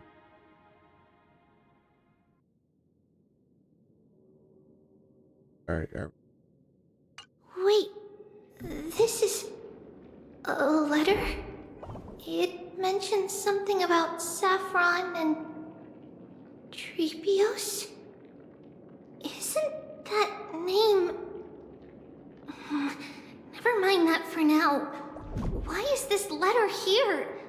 And how did Trian sense it? Could it be our lost memories? Is it possible that we were already noticed by Oryx and entered their trial? But why haven't they said a word? Oryx has the whims of a child. Perhaps they're toying with us on purpose. Come on, this isn't the right time to be playing games.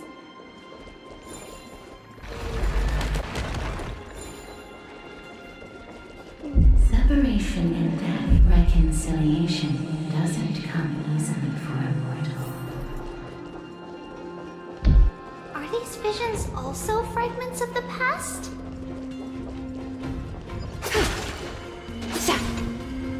Treeby! Trinan! Look what I found! Is this the safari? Coming! We'll take a look. But Trian, there's nothing in here. What? It was right in the stolium. Huh? There's really nothing here. That can't be! I swear I saw it! I swear! Trian is telling the truth. It was right there! Where did it go? Trinan, Treeby, why aren't you saying anything? Trian can't seem to hear you at all.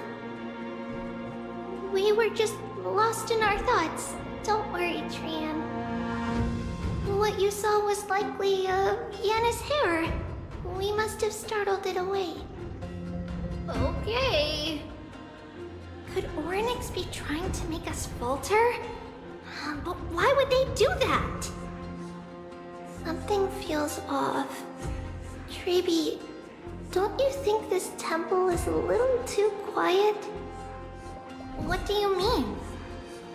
It might just be an illusion, but Trinan wonders, is Oryx really putting us through a trial?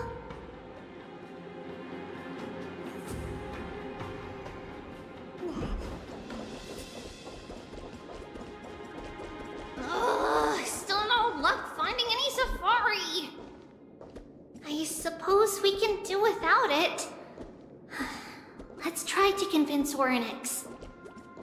At least they didn't toss us out straight away. No soul.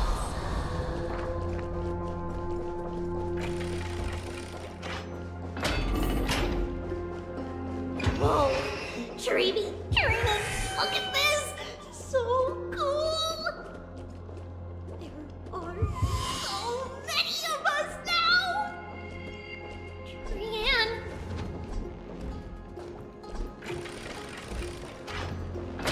It's really quiet in here.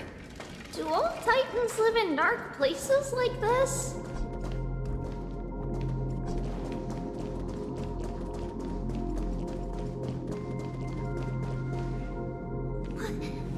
What's going on? Oryx disappeared?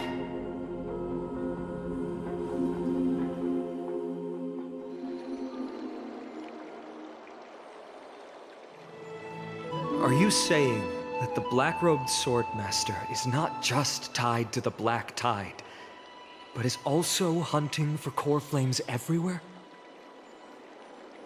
This is the most plausible possibility.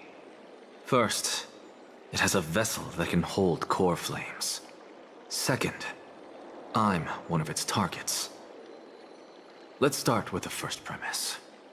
Its peculiar ceremonial blade can interact with a core flame, as evidenced by the pull I felt when it stabbed into my chest. I hypothesized that the blade can sense, absorb, or even retain core flames. The second premise is even more explicit. When it was engaged in fierce battle with many of us and was heavily distracted, it remained consistently focused on me. Or rather, on the Titan Ceres inside me. So it's plundering the flames. But if your argument holds up, wouldn't he be headed to Akama soon? The vortex of Genesis is full of the Titan's core flames. Not necessarily. Let's call that person the Flame Reaver for now. If my presumption holds, that person has 3 targets. The first target is me. The second target is Orynyx, who hasn't yet fallen. And the third is Akama and the Vortex of Genesis, where the core flames are housed. But I suspect Akama won't be their first target. Kefali's core flame is guarded by the Council of Elders' arcane power. And Fagusa's water curtain should be able to block out any external perceptions. What about Thanatos and Aquila? Their core flames are yet to be restored. The whereabouts of Thanatos remain a mystery to all. As for Aquila, can you fly? No, I can't. Why are you asking that? Can that Swordmaster fly? Good point. But what if he does grow wings? If they had wings, I wouldn't have made it out of the grove alive. That's a relief. Anyway, since the Flame Reaver has 2 targets, we need to move fast. With the distances between Akama, the grove, and these potential targets, I believe we should bolster our defenses and...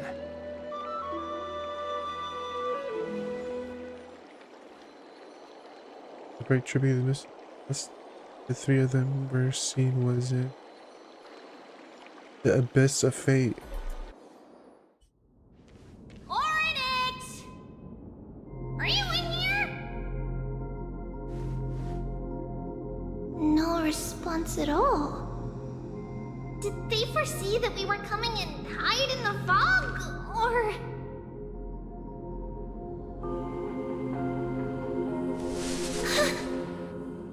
Treeby, we should leave.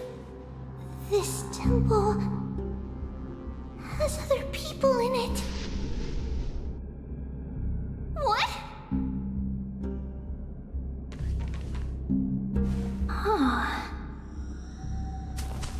Listen, footsteps. Fast ones. 3 or 4 people coming this way. Come on, we need to hide. Whoever they are, we can't let them see us.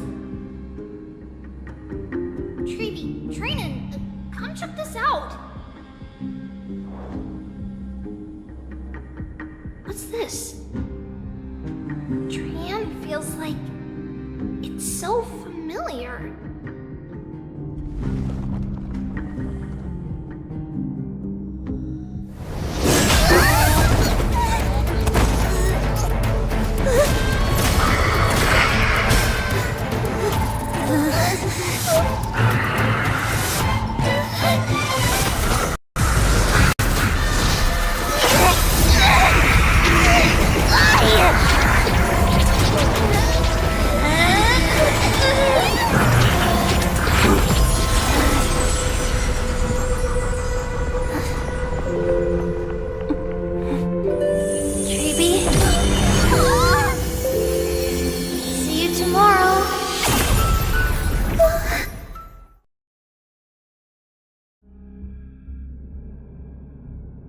What the frick?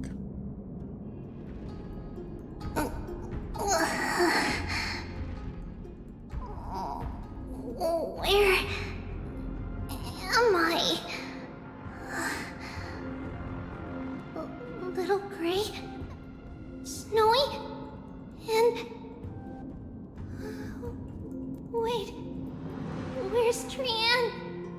Is she back?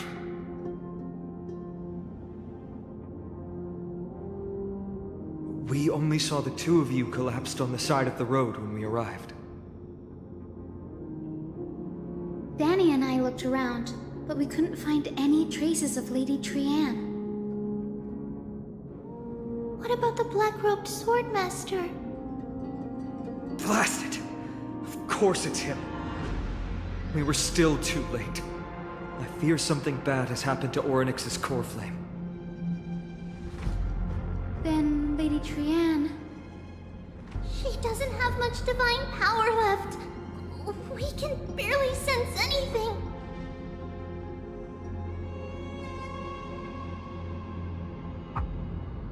You go after that black robe swordmaster. Man, I have a bad feeling about it. That you're both safe is already a blessing. Everyone, we must take action now. We should split into two groups. One group will stay in the Abyss and meet up with Aglaya's reinforcements, then search for Trianne's whereabouts. The other group will come with me to pursue the black-robed swordmaster and recover the core flame.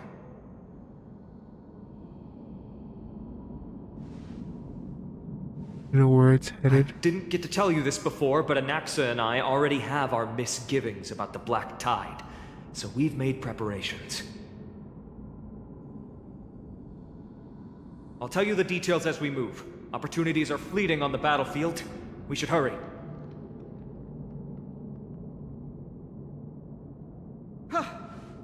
Lord Finan! Lady Treby and Lady Trinan. I'm glad you're all right. Did Aglaya's people get here? Yes. Lady Aglaya already knows about the situation and sent along a message.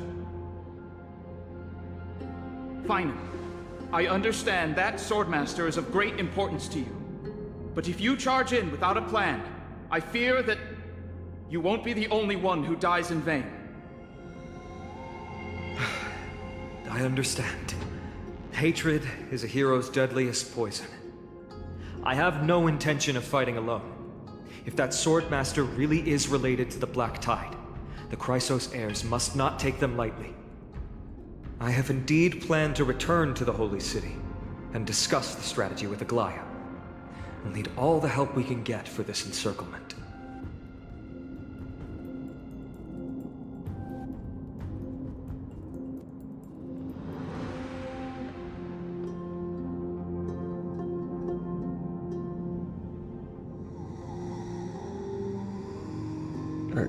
Trinan will stay in the Abyss too. That way, both sides can communicate with each other if anything happens. Thank you, everyone. Partner, Treby, let's go.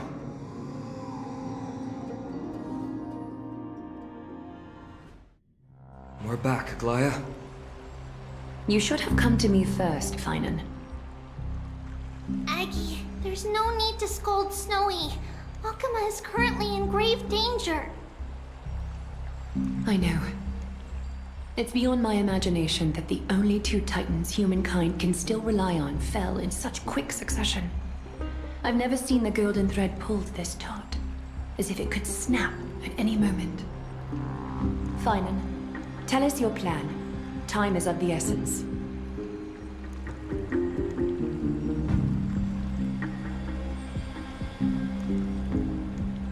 This being is not just hunting titans, but taking the core flames too?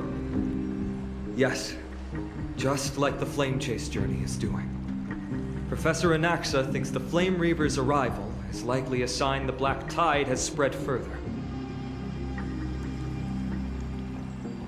Regardless of whether you're right, this being is still far more aggressive than we expected. But its madness is also an opportunity for us. If its goal is the core flame, then that means us humans can lure it into a trap.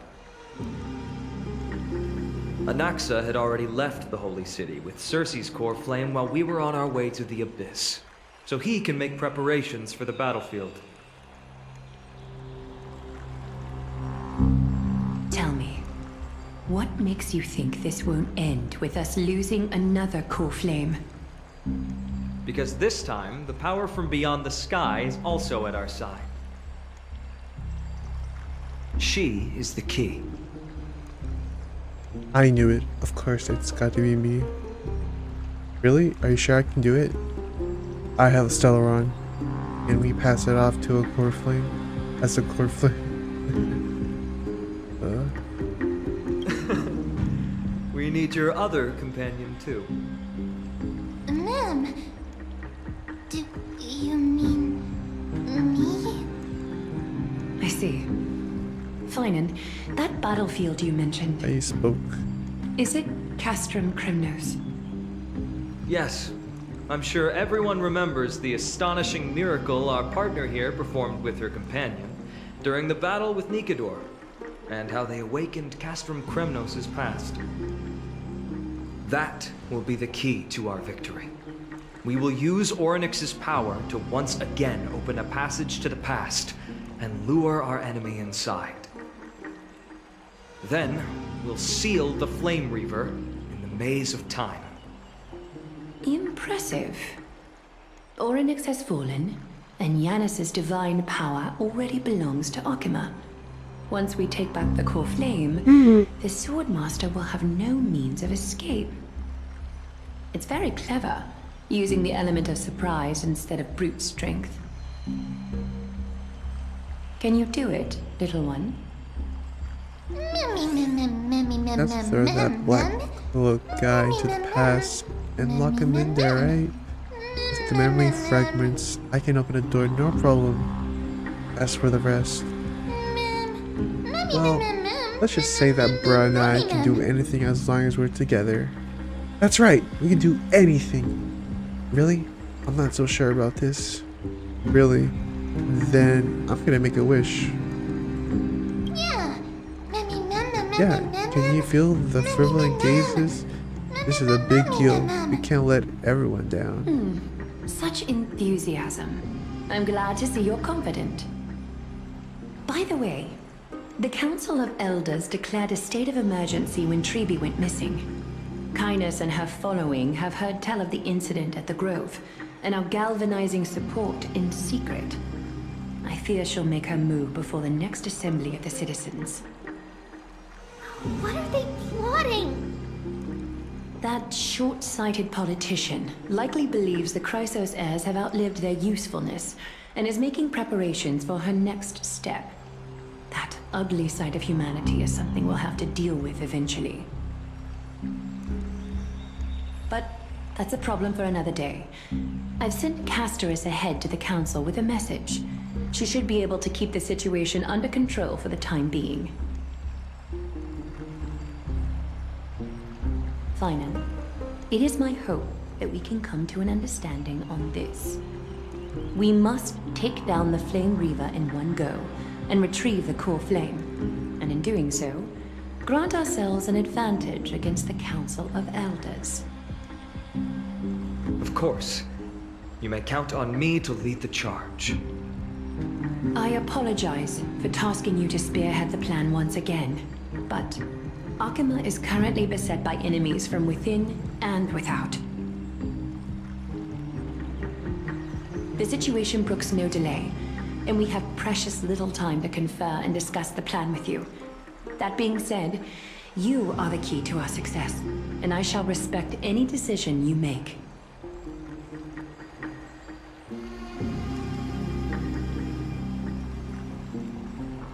I may not be as masterful as Trian when it comes to the Century Gate, but even I can open a nice big gate if I have enough time.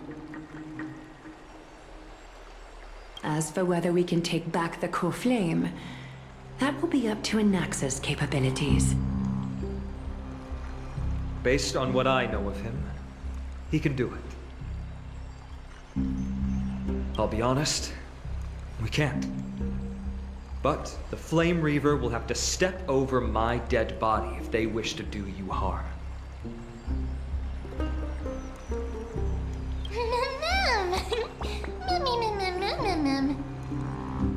We are grateful to you for your aid, and to the rest of you as well.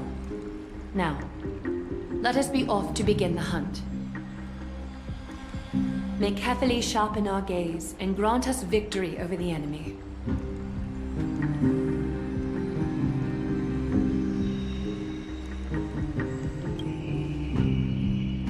You mean Mighty? He's dealing with a different problem. Don't worry. That man would never miss out on this fight.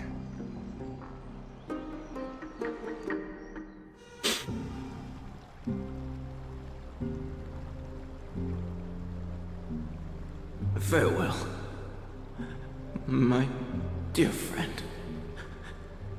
You must lead us back home.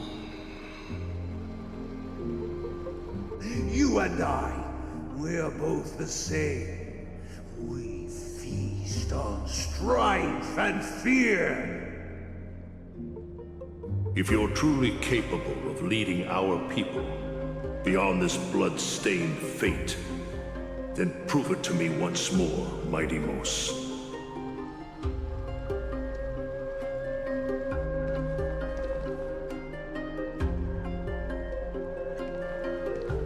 I knew you'd be here.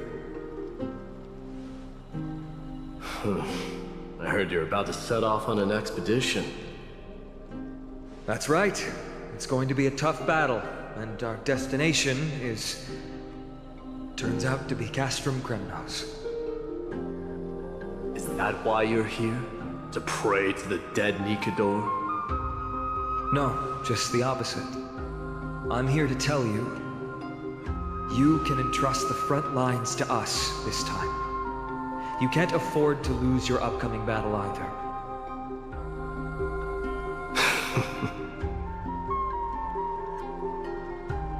Have you heard the story of Geocles the Mountain Breaker? Sounds like you've spoken with Cartonus. That's the name of the legendary mountain dweller, right?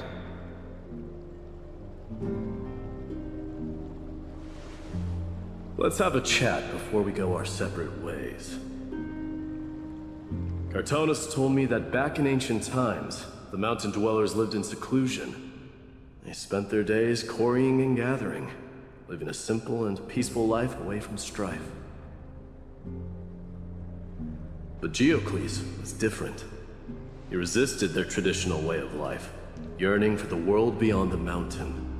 They're safe, but humdrum culture was like fetters around him.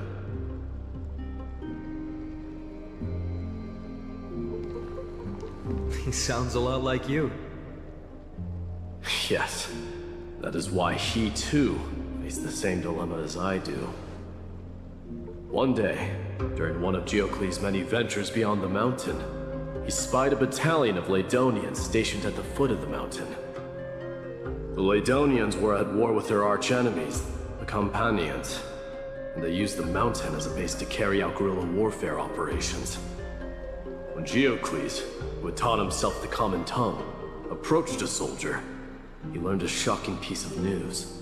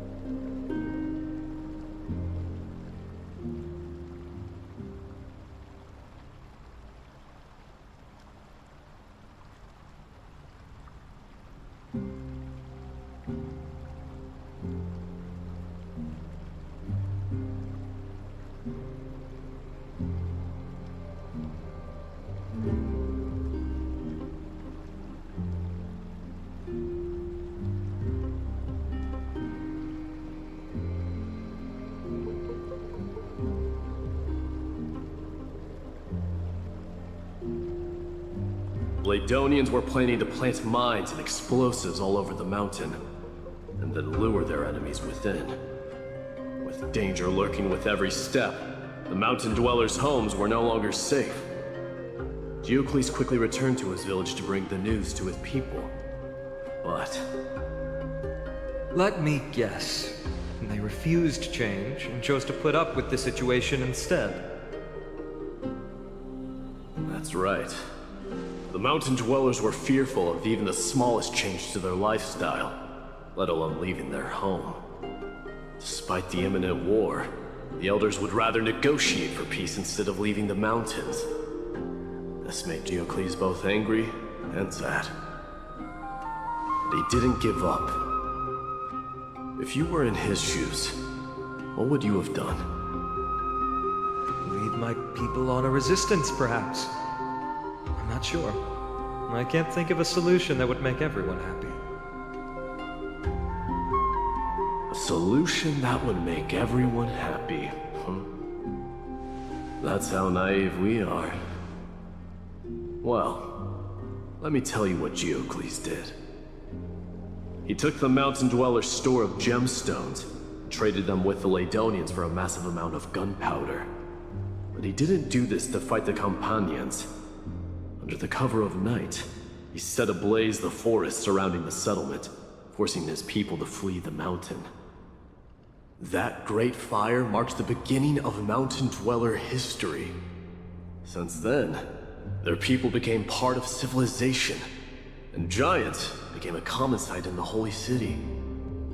Meanwhile, that mountain they once lived in has turned into little more than foam inside the black tide. But leaving their homeland also brought many mountain dwellers misfortune. They were hunted by Kremnoans or enslaved. Indeed, that is undeniably also part of their history. But that is Diocles for you. The merits of his actions, or lack thereof, have been scrutinized by many, but historians nevertheless hail him as the Mountain Breaker. Why do you think that is? It's simply because he took action and enacted change with his own hands. He didn't try to make everyone understand him, nor did he even waste time trying to make everyone happy. He started a great fire and burned the shackles of tradition to ashes. Then, forced everyone to march toward the coming of a new era. You've made up your mind, haven't you? I'll be leaving Akama soon to fight the great darkness of this world, and to shoulder Nikador's destiny. So, listen well. If there comes a day when we meet again on the battlefield, that I stand opposed to the flame chase, remember to stab your sword into my back through my 10th thoracic vertebra. That's my weak spot, and the only way to kill me.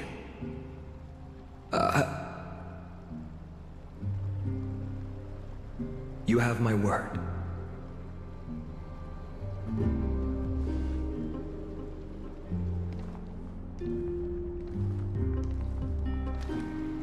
Go now. The battlefield calls. Send that flame-thieving hyena to their death. But if you find yourselves with no other recourse, pray to that blade in the sky. Loudly call out the name of the new god.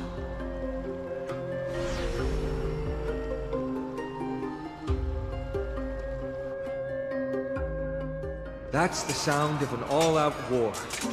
Not the kind of ruckus Professor Anaxa can raise on his own. Let's hurry. The battlefield is just ahead.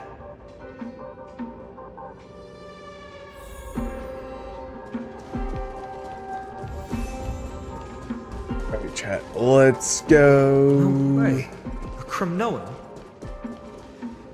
I didn't think she'd manage to send the Kremnoans to assist. Brave warrior, what's the situation on the front line? And Ackerman, why are you here? What? Didn't Aglaia tell you? We have been instructed to assist you in trapping the Flame Reaver. Aglaia, that vile usurper. I spit on her name. Our king will be back soon. He'll be able to deal with you and that black road.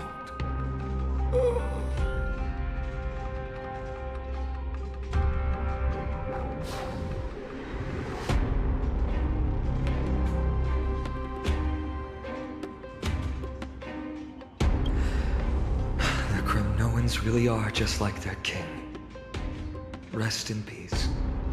May your glory last forever. Did they come to fight on their own accord?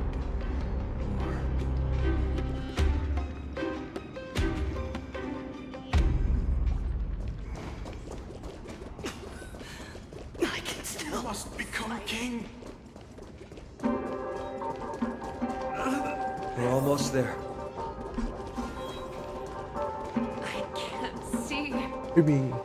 Once we take back the core flame, Yanis's passage will open. When that happens, you must evacuate immediately. Don't stay behind. The rest will be up to how well we work together. But remember what Mighty said before? Cast aside all distractions once you're on the battlefield. Let's go, partner. Today, destiny shall stand with us!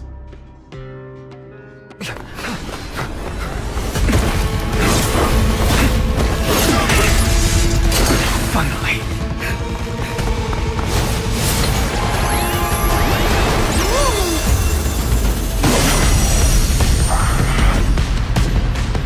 Pent in the memories of the dead! Executioner! You sure know how to keep a man waiting. Any later, and I fear the Titan would have sacrificed me. Frail child of humanity, 'tis more effort keeping you hale and whole against that blade than it is in seeing the truth of the world.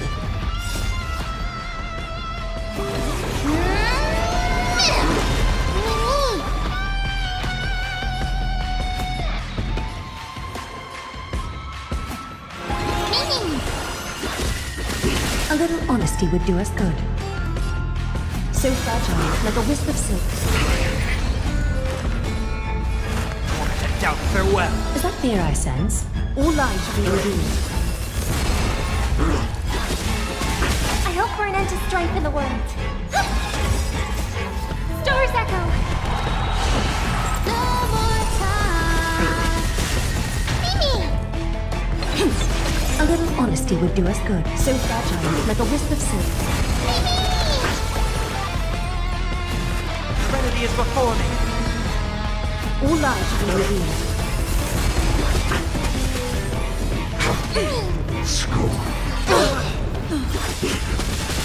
This mortal form. Watch over you. Oh my god, she's Guide you dead. on your path. I just realized. What the frick? So fragile, like a wisp of silk. Get ready, Frog. Can't pull out, but...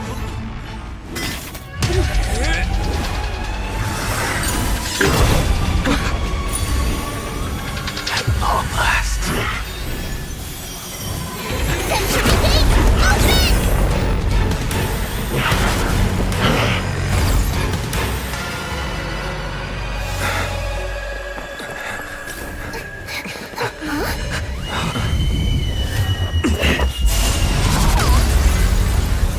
How embarrassing. You didn't come down from the sky? This city is mine anyway. So why shouldn't I go through the front door?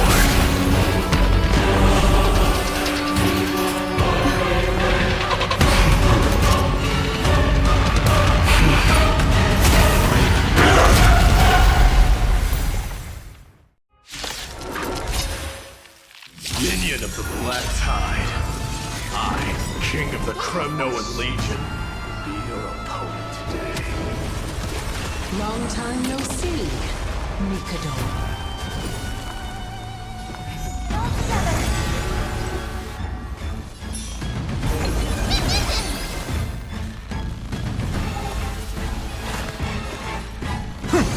Is that there, I said? Time for revolution.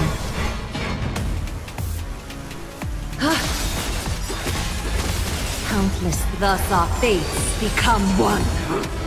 Such petty tricks.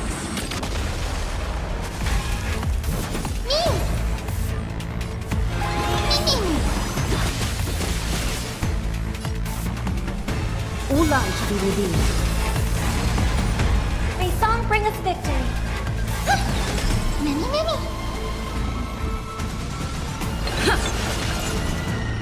So fragile, like a wisp of silk. Rachel, do I grant you the honor of sharing your final resting place with Kremnos' departed heroes? Is that there, I... All lies to be revealed.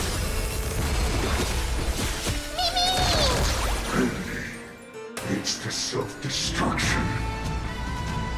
I am myself the darkest to his hand. The way is fraught. Oh my! That was a good opener to the ceremony! We honor the fallen gods with this fight to the death!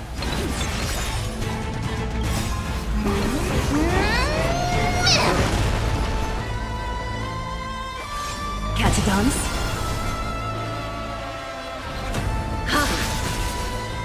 It's time to end this.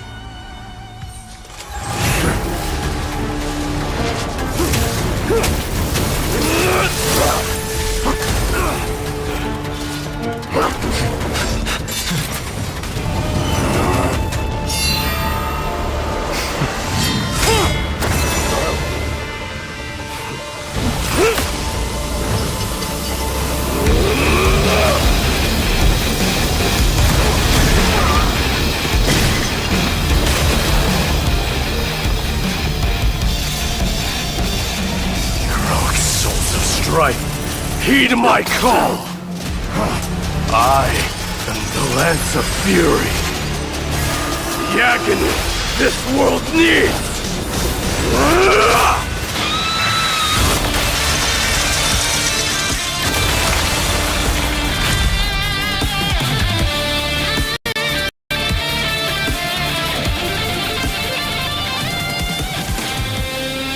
Witness this. New god has come to Castrum Kremnos.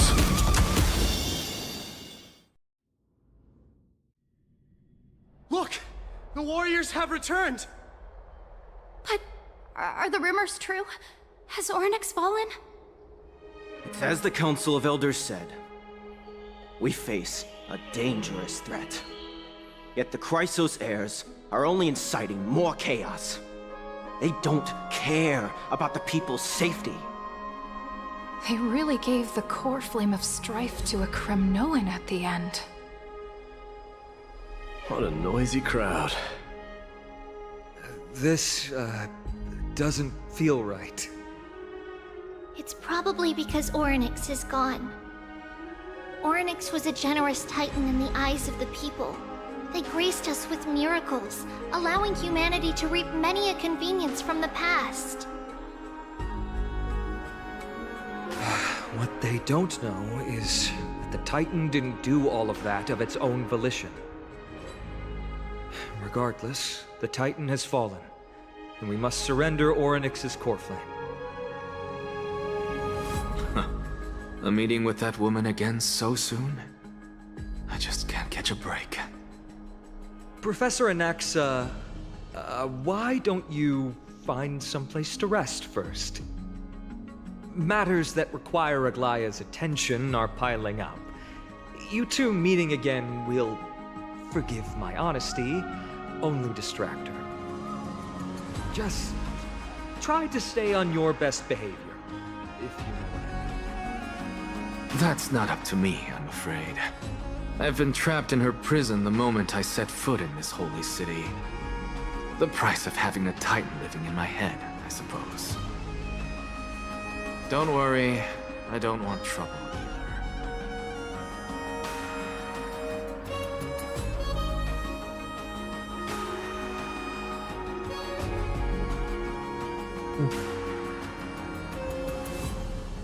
Professor Anaxa can be a bit unrestrained. Don't worry, you'll get used to it. I'm sure you don't need my help handling Ornyx's core flame. So I'll be off. I have some personal matters to attend to.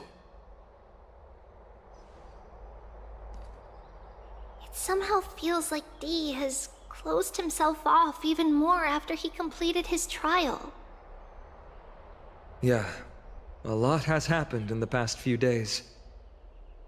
You've been lost in thought for a while now too, Treeby. Did Trinon bring news? Yes. She has found Trian. She was at the bottom of the valley outside the temple, but that's where the good news ends. I'm sorry. It's all right. They also found someone else besides Trian. He was no better than a corpse when Trinan and Hyacinth arrived. He had suffered more cuts than could be counted and leaped off a cliff from a great height, all to free Trian's body from the clutches of the black-robed swordmaster. What a brave soul. Do we know who he is? Yes. It's Crateros.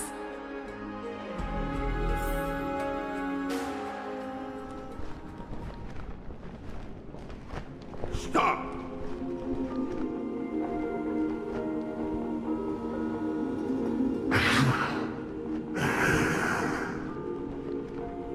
If you want this girl dead, you'll have to kill me first. How ludicrous.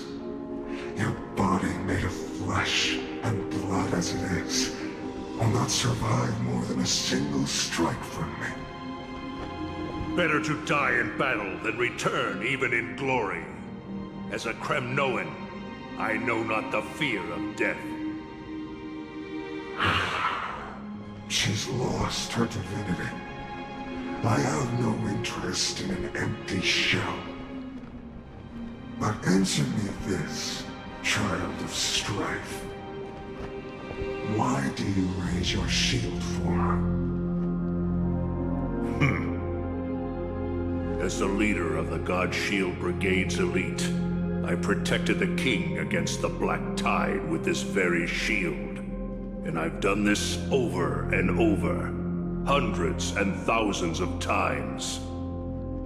A pathetic killer like you could never understand the weight it bears. Pity. And crumble like rusted iron. Good. Supreme glory shall be mine, as I indulge in the libations and incense offered by my descendants. Come, let us fight! For Kremnos! For my king! For Amphoreus!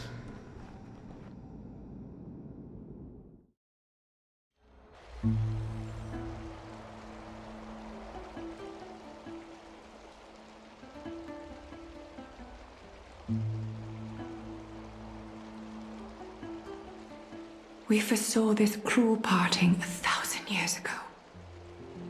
Today is but a reminder of that bitter taste. But Lady Aglaya, I don't understand. It wasn't life itself that Lady Trian lost. Why does she look like she really turned into a doll? I don't understand. Don't be sad, Hyacinth. Trian has used up her borrowed time from Yanis, that's all. Her spirit is now riding the west wind, flying ahead to a world free of sorrow. If a world like that truly exists, does that mean everyone from the Grove is there too? It exists, Hyacinth. Do you not remember? The prophecy that guides the Chrysos heirs is the voice of Kefili before it fell silent. It loves all of its creations dearly, and would never bear to lead us astray with lies.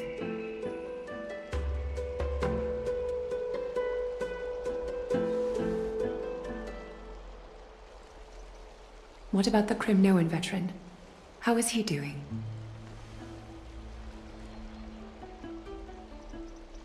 The Twilight Courtyard has done all we can.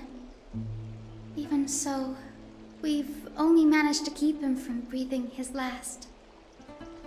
I had to use the Sky Priest's techniques to help him to walk again. But if light ever disappears from Akama for good... No. Let's hope that never happens.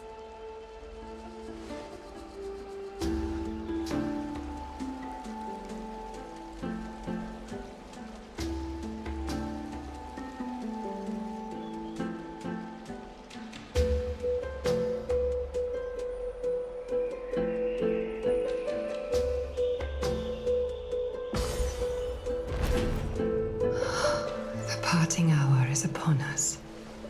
Yet the golden thread runs slack. The heroes have returned with their spoils. Everyone, please take this opportunity to rest and prepare for what awaits us. You've returned unscathed and brought tidings of triumph. Truly a moment worthy of celebration.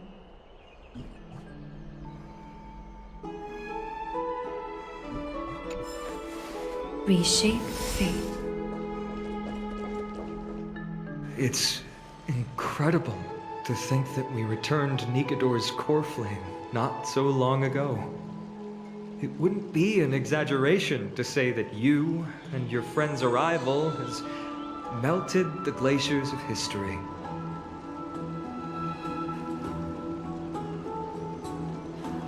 You could say this is the true face of history.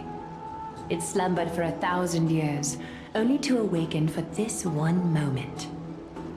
Alas, now is not the time for a study of history. I do not see a Naxa around. Was this under your instructions, Finan? Yes, it just seems much more efficient than letting you two go at it endlessly. A rash decision. After all, he still bears a core flame with him. I do concur with your assessment of efficiency, though. Now, let us table the issue concerning him for the moment. The more urgent matter is the core flame of Orynyx. The Chrysos heirs had initially crafted a plan regarding the order to return the core flames, for titans like Orynyx and Circes, who harbor no intentions of harming humanity. Our strategy entailed assuming their divinity only at the very end. But this unforeseen turn of events has thrown everything into disarray. If we don't return the core flames to the vortex of Genesis, and we leave the Titan's divine positions vacant, we can't even begin to imagine the disaster that would follow. But the most pressing issue at hand is that we haven't found the Chrysos heir capable of bearing Orynyx's divinity. Finan, Castrus, Mighty, and Hyacinth. Treepy and I devoted a millennium scouring the world, only to find these few people. Only a chosen few possess the capacity to assume divinity, the elite among the Chrysos heirs. We would never hastily extend our invitation without first verifying their potential to bear such power. Yet we cannot compel anyone into divinity, as it would be no different from sentencing them to the gallows. Truly a dilemma. Yeah. How about letting her give it a try?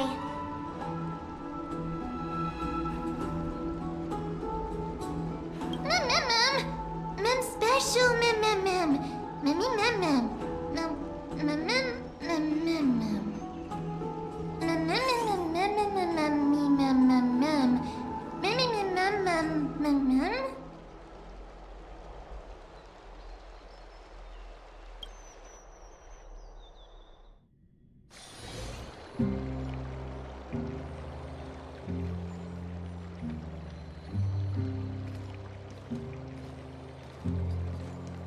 see the Reaper has forsaken you too, teacher. It simply put my life in the hands of the Twilight Courtyard. That priest girl's medical talents are truly exceptional. She might be far from the ordinary girl we envisioned.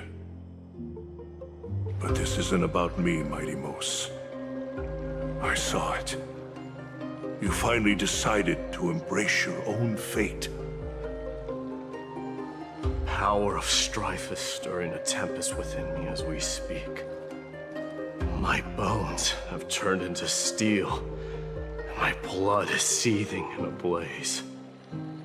Past rulers of Kremnos could only aspire to this might, yet I have merged with it. I've made history, and henceforth divinity and kingship shall coexist as one. Indeed, you've realized the aspirations of every former king of Kremnos. And now, you can at last bring our people home and reforge the glory of Kremnos. Unfortunately, I harbor no such desire. What? What do you mean by that? Over 2 millennia past, devotees of Nikador's might banded together beneath their feet and erected a city of their own. Ever since then, Kremnoans have served as the blades wielded by the god of war, following the Titan's path in its conquest. Yet, gazing upon our history through the lens of my newfound divinity, I now see it with unprecedented clarity. This history is sheer absurdity and inferiority. People surge onto the battlefield like ants, plundering and slaying for their own greed, only to be trampled upon like ants. The city and the beliefs that Kremnoans hold so dearly, alongside the supposed tradition, are mere anthills that can be crushed with a single touch in the eyes of the Titan. You! Are you trying to strip Kremnoans of the pride we've amassed over thousands of years with mere words? That pride holds little significance, Krateros. Now that I've assumed the divinity of strife, my next step will be to renounce the title of king. No! No! Convey my message to every Kremnoan. This is an order. Do not do this, Mighty Mos! I beg you!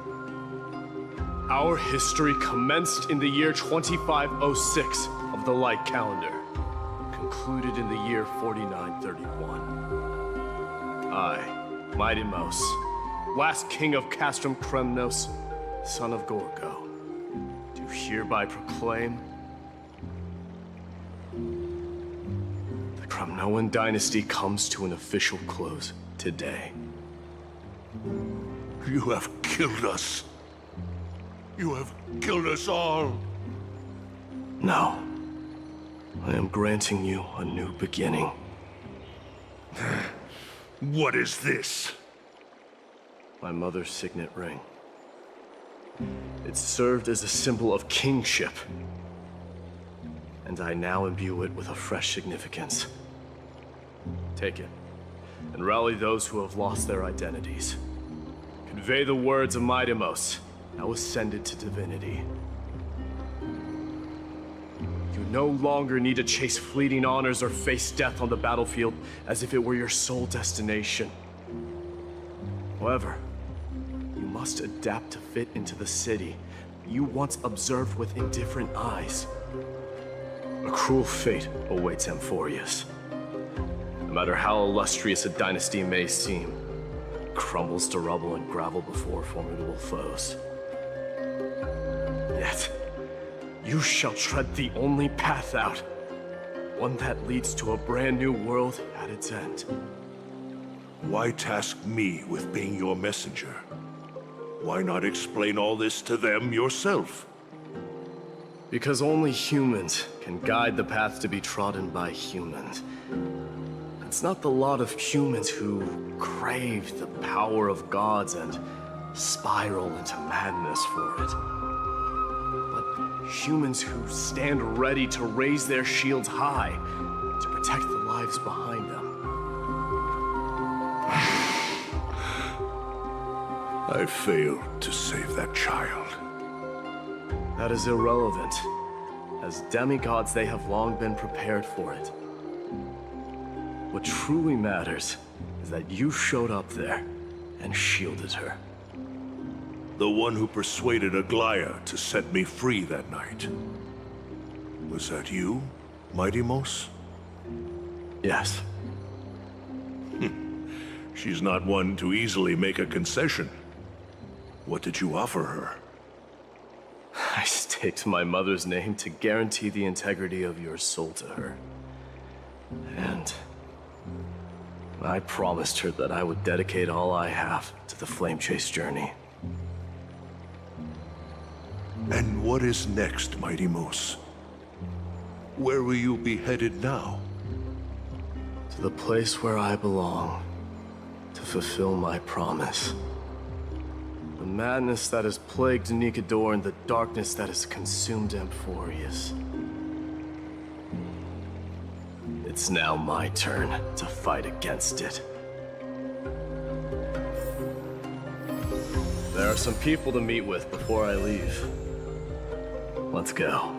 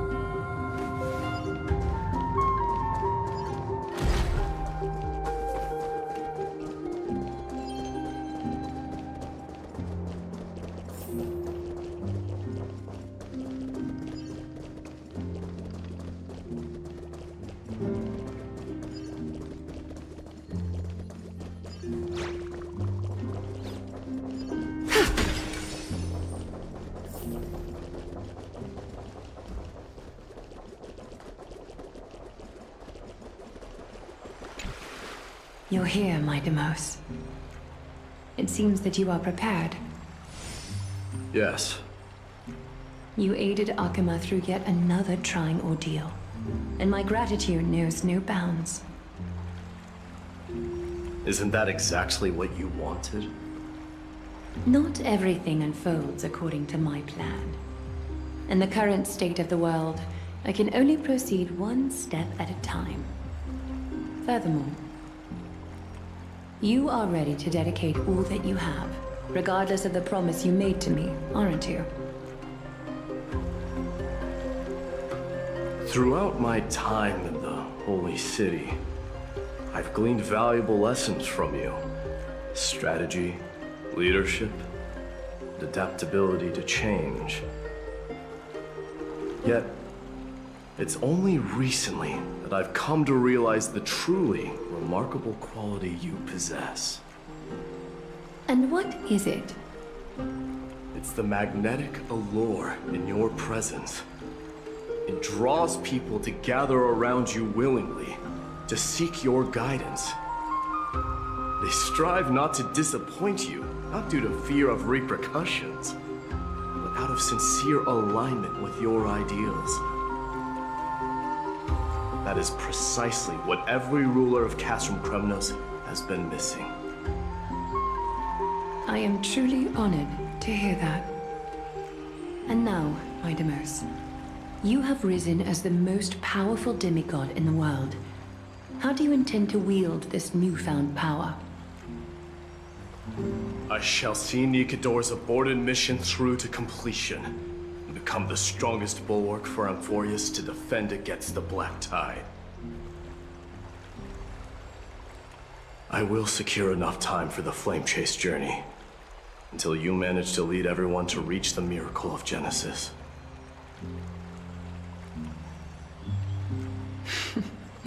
Mightimos, a new chapter awaits Amphoreus.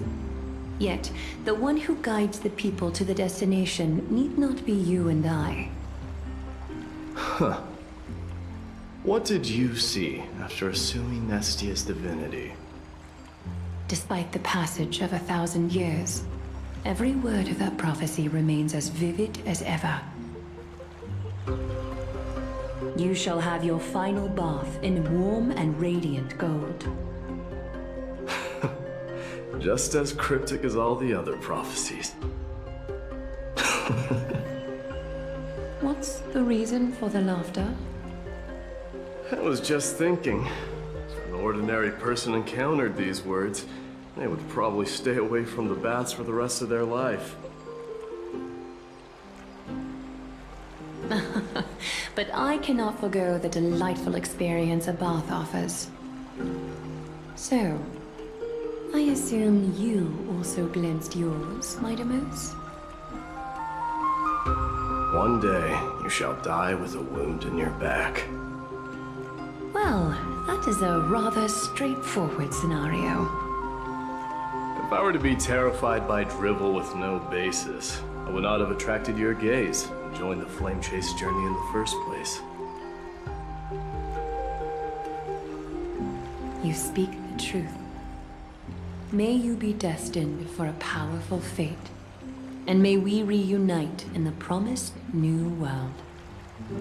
Farewell, mighty.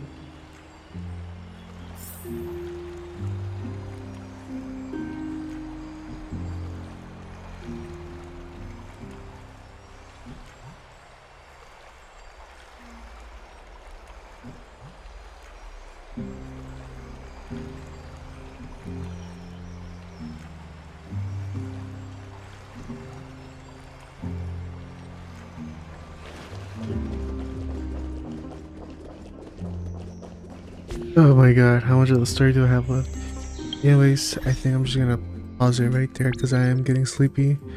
Honestly, I probably don't have that much left of the story, but we're gonna pause it the next time. Alright, chat. I'll leave you. I'll be back. Bro, maybe.